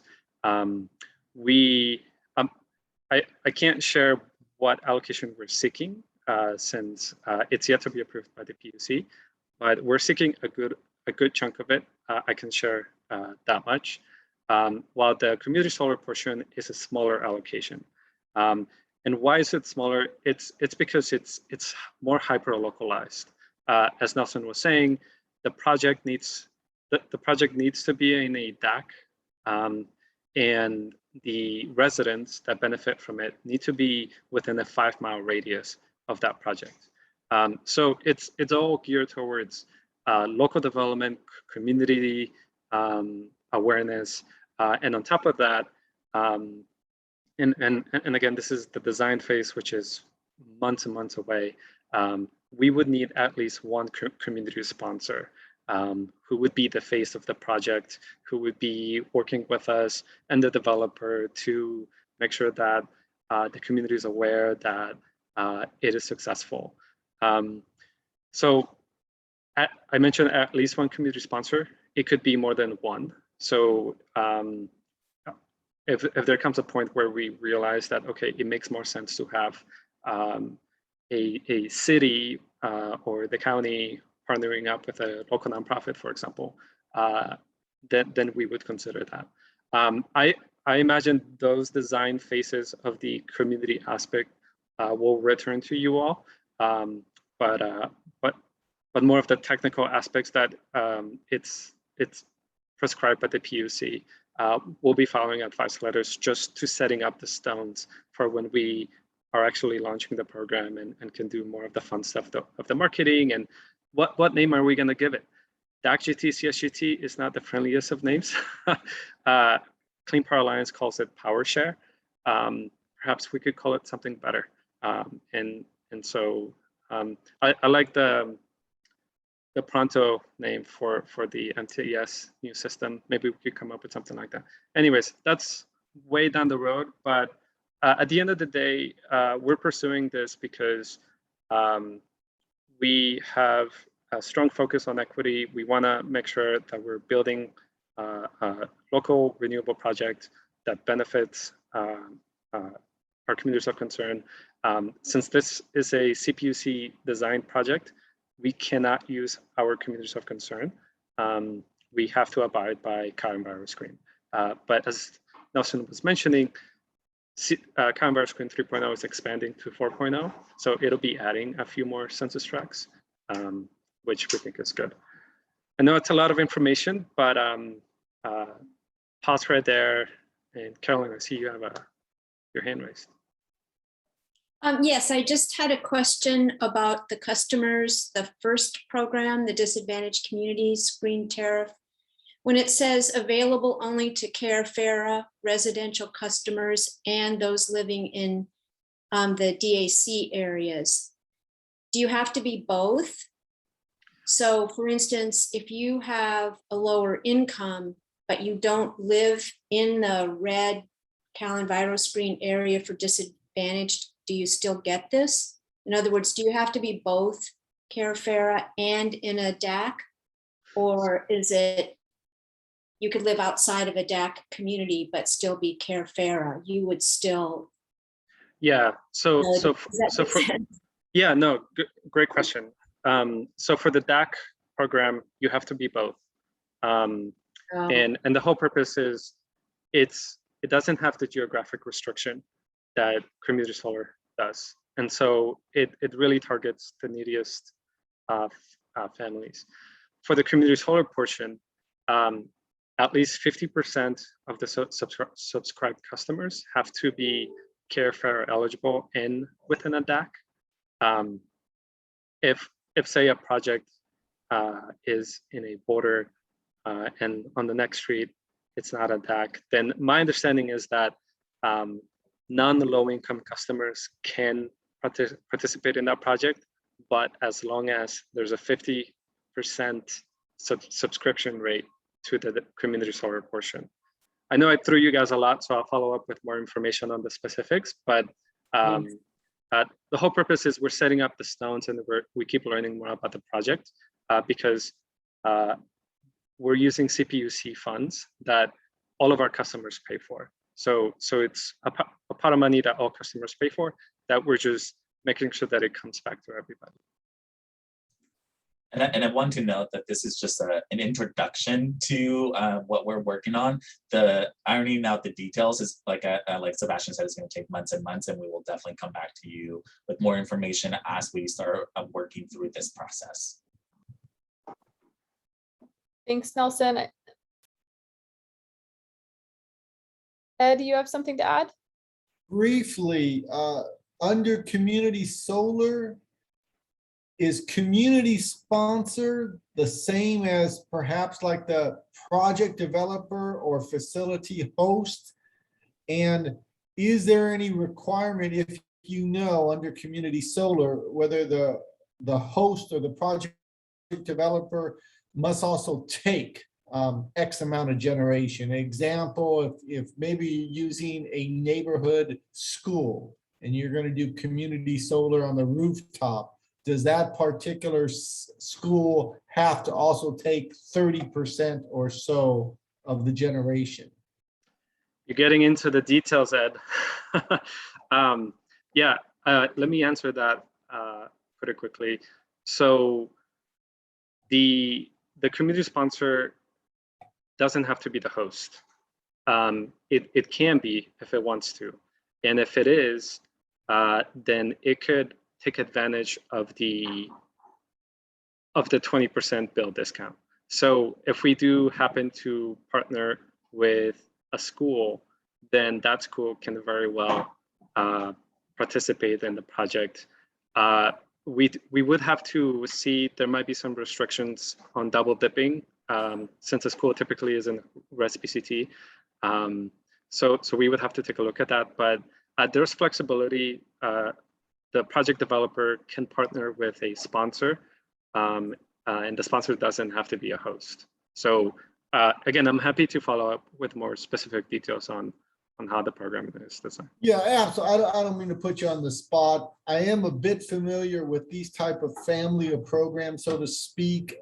They have been around. Community solar, not so much. There was a predecessor, sort of enhanced community renewable. They've been very challenging, to say the least, for community-based groups and communities to participate and receive the benefit. Been pretty arduous processes to the extent where IOUs have been involved and sort of set the rules and guidelines. However, I do think, however, they still, as programs, have the opportunity to really bestow some wonderful benefits and values for the DACs and other similar neighborhoods. Thank you, Ed. Any other questions? All right, not seeing any. Thank you, Nelson. We'll move on to the next item. Great. I'll continue on this one. I'll make it quick since you guys just heard from Julia and Catherine. As part of the contract we had with Calpine, they brought in the local government commission to provide the assistance that they mentioned to you all. We're moving forward with that. At the same time, for the current fiscal year, we set aside some funds to supplement the work that LGC will be doing.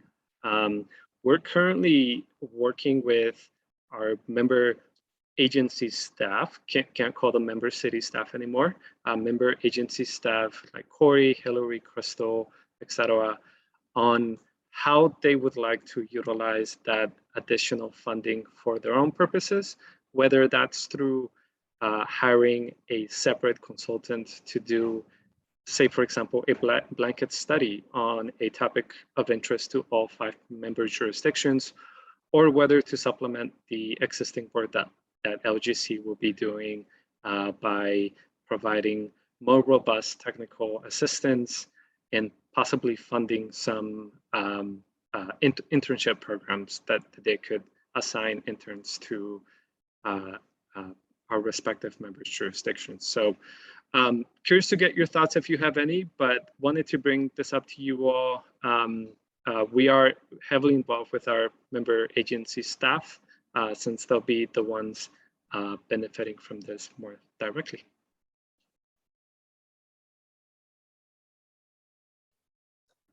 Ed, is your hand raised from your last comment, or did you have something for this item?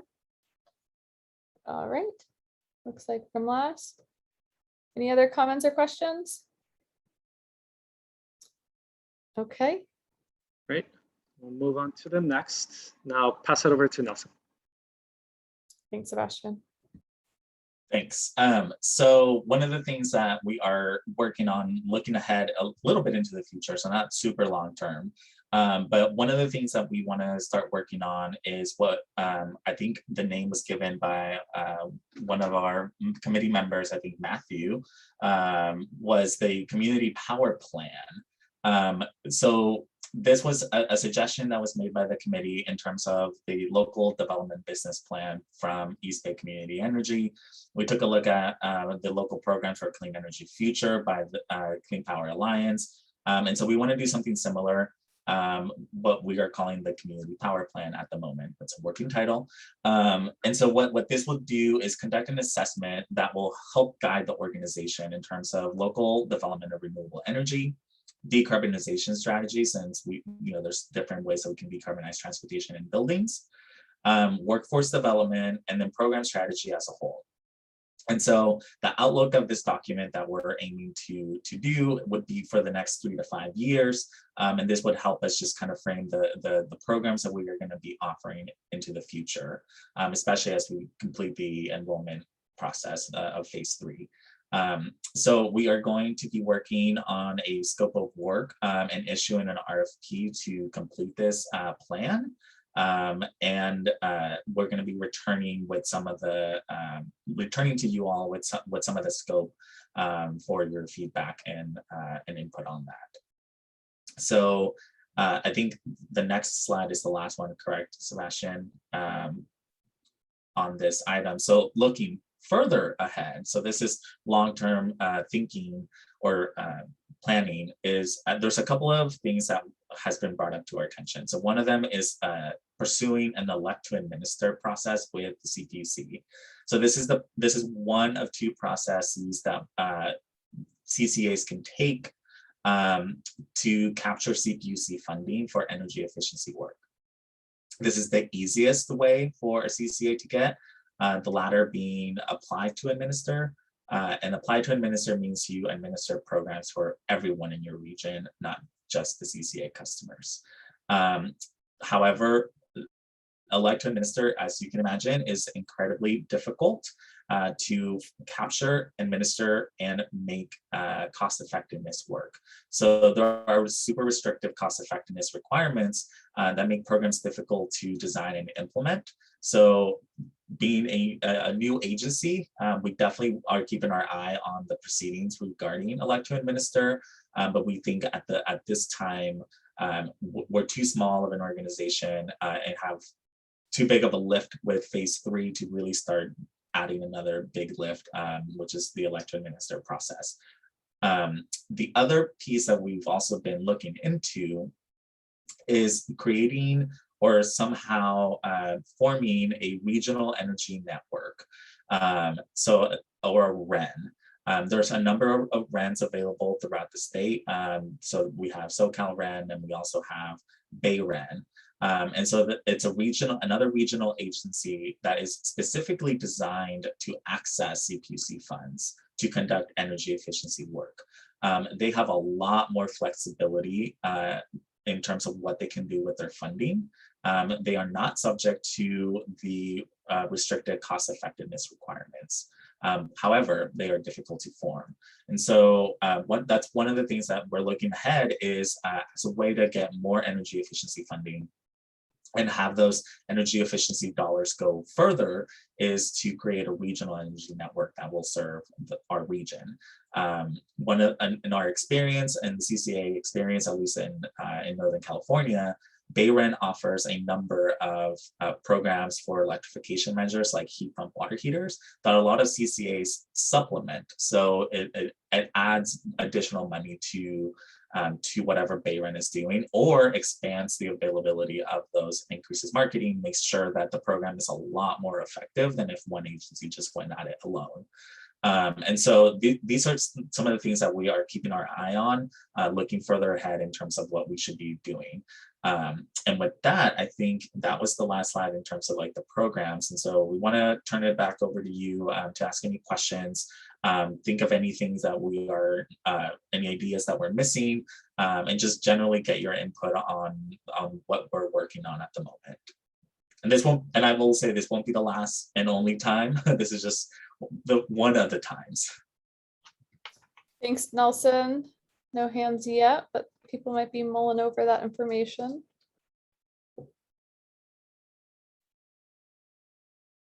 Matthew, go ahead. Thank you. Thank you both for presenting and updating us on these.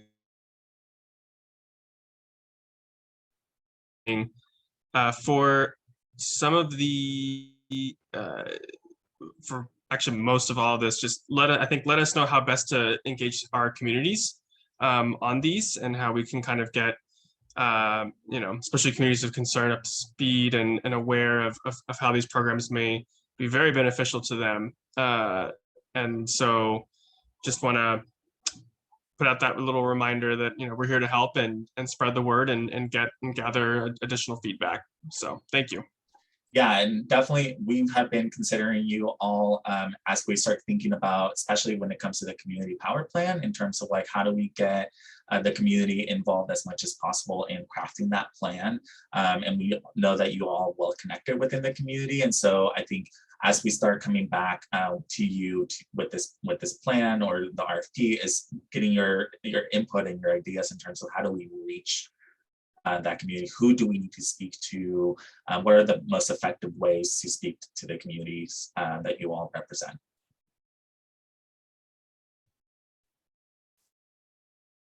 Thanks, Nelson. Thanks, Matt. Anyone else? So I have reached out to a few community partners. I have 19 program ideas, but I'm happy to email them instead of going over all of them line by line, since we have 19 minutes left scheduled in this meeting and a few other items. I don't see anyone else raising their hand, so I'll email those to you, Nelson.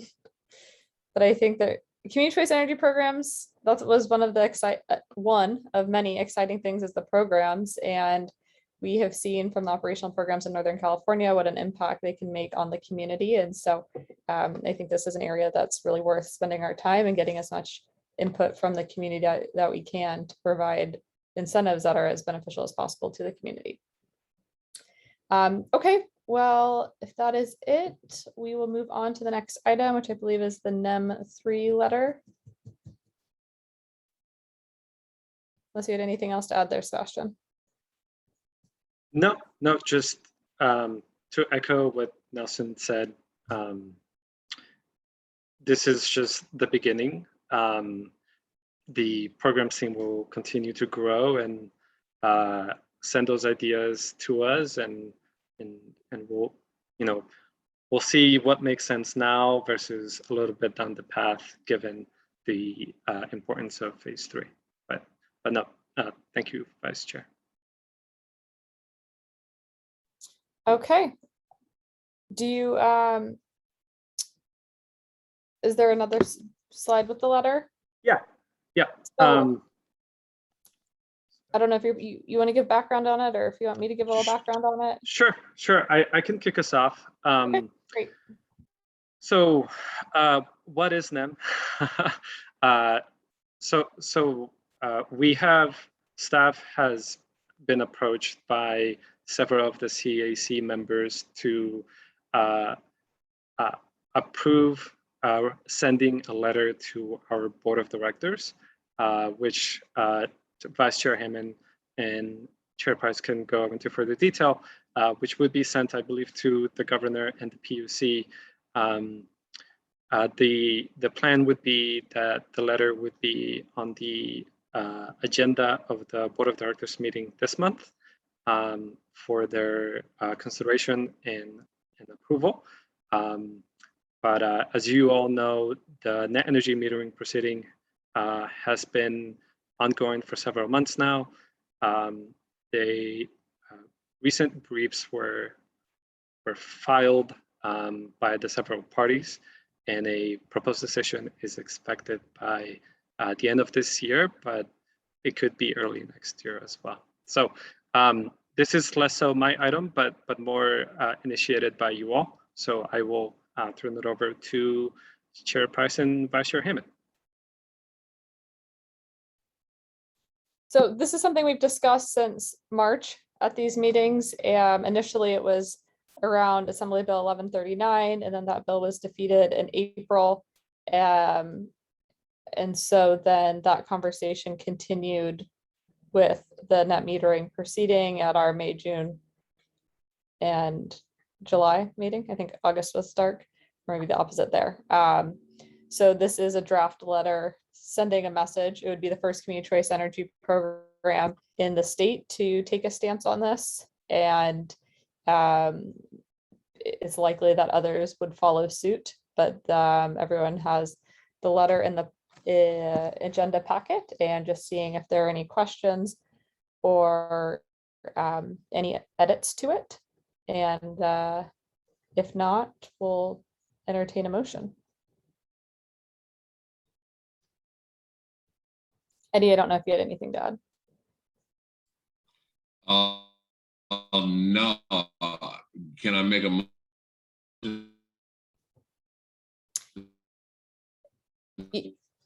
You can, but we need to hear it. I heard as written. Are there somebody else want to talk? you were cutting out, so I believe you were saying, can you make a motion? But I couldn't hear all of it. Okay, I'm gonna say it real slow. Maybe say it fast. May I make a motion to send this letter to the board as written? All right, motioned by Chair Price. Is there a second? I'll second it. Second by Tom Summers. Is there any discussion? Is this the whole letter?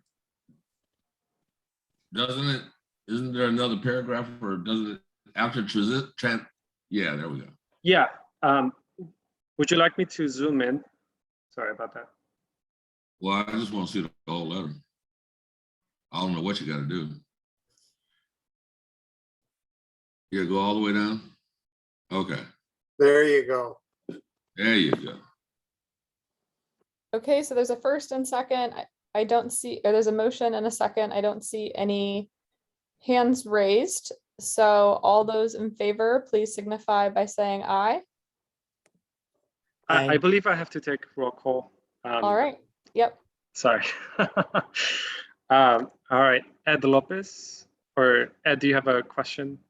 Yeah, I'm sorry here. I think I understand. I just want to sort of restate. So it's a specific letter that the Community Advisory Council is proposing that the Board of Directors adopt as a position statement for San Diego Community Power. Correct. Since our committee can't necessarily come out with a different, Right. Yeah. And so it's just a matter for the Board of Directors, which I believe is appropriate for them to consider whether or not and what they want to adopt as a position. Mhm. So I'm fine. Okay.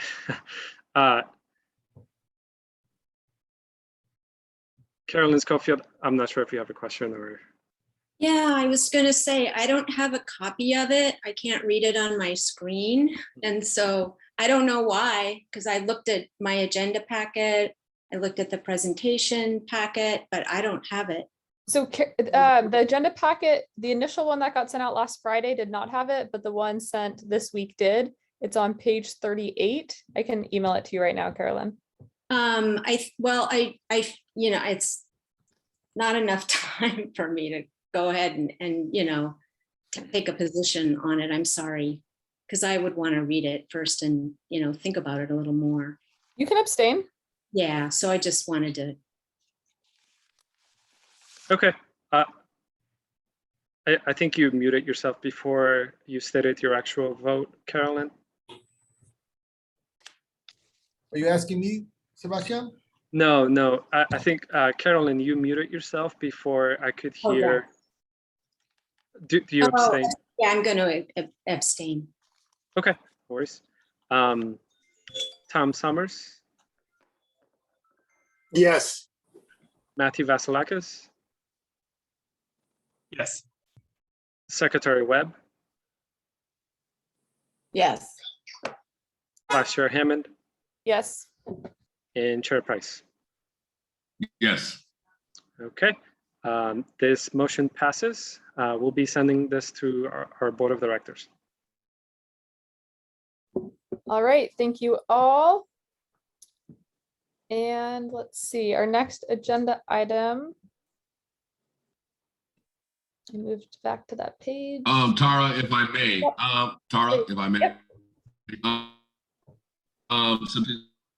are you going to send this to the board as an action item? Did y'all hear me? Yeah. It'll be an action item. Yes. Okay, thank you.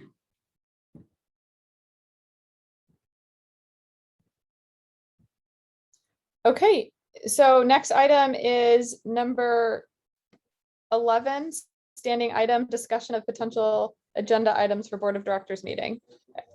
Chair Price just clarified this will be on there as an action item. Are there any other items we'd like to recommend for the directors meeting?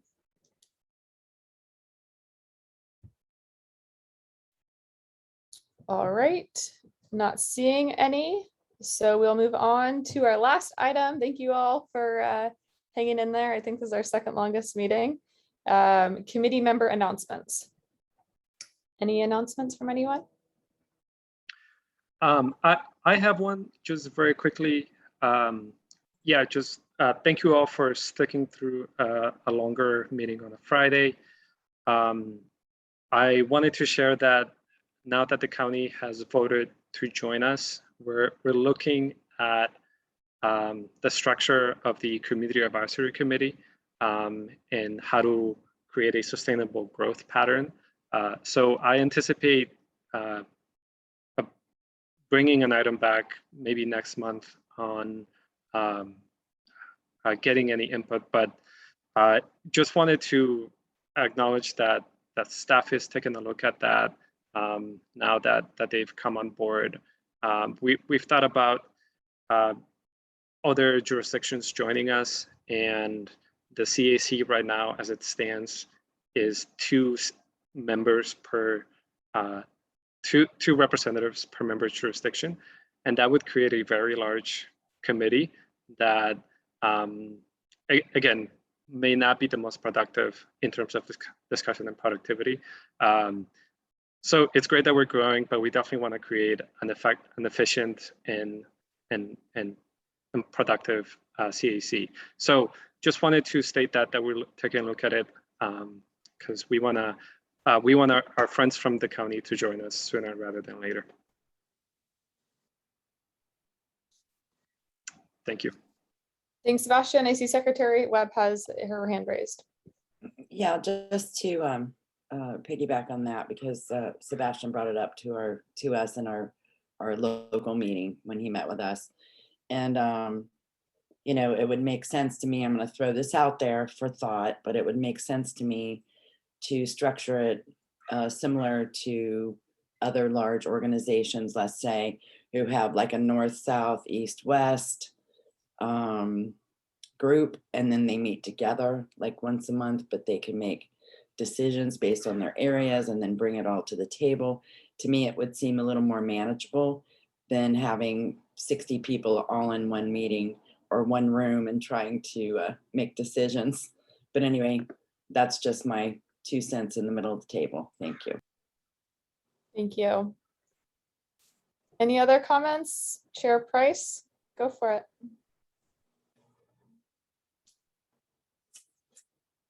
Eddie? Eddie, I see your hand raised. All right, we're gonna Okay, go. can you hear Yeah, me now? yes, we can. Okay, I got to talk real quick. Okay. I would suggest we just take 2 from the county right now and then adjust as necessary as they come in. And furthermore, find out what their request is. But I think we should take 2 now, or whatever we've been taking from other jurisdictions. That seems fair. And then if we need to adjust based upon information from them, then we'll adjust then. But I don't want to make a administrative law or move right now without really knowing how it's going to go. Yeah, Because and there are going to be other, I've heard talk of other cities, looking at joining us. So we do need to figure this out. But depending on when the county comes in, I don't know what that timeline looks like when they're going to actually be part of San Diego Community Power. We ought to just take 2 and see what happens. yeah, and my apologies, I did not mean to start a whole conversation on this. Just a brief update to let you guys know that the staff is looking at this. But yeah, we're gonna see what makes the most sense for everybody, as well as having conversations with the county on that. So I realized this was not agendized, so we can certainly talk about it more next month as an agenda item. But I see we're excited to bring our friends from the county soon. Great. Okay, Tom? Yeah, just to piggyback on what Anna said, and we did have the benefit of a little preview of this from Sebastian, and appreciate that. My 2 cents were is we could just do it the same way the board of directors does it, which is have a primary and an alternate. And whereas the more agencies that join us, I say the more the merrier. When it comes to meetings, less is more. So yeah, I think we can figure this out, huh? Thanks for that feedback. I think next meeting, it sounds like we're in agreement to discuss this in further detail. And I would also recommend discussing what the county timeline for joining would be, but we have some time to figure that out. Okay, great. Any other announcements, comments? All right, well, thank you all. Meeting adjourned at 3:26 p.m. Hope everyone has a nice weekend, and yeah, take care. Thanks, Sebastian. Everybody. Thanks, everyone. Thank you, everyone. Thank Have a you. good weekend. Thank you. Thanks, everybody.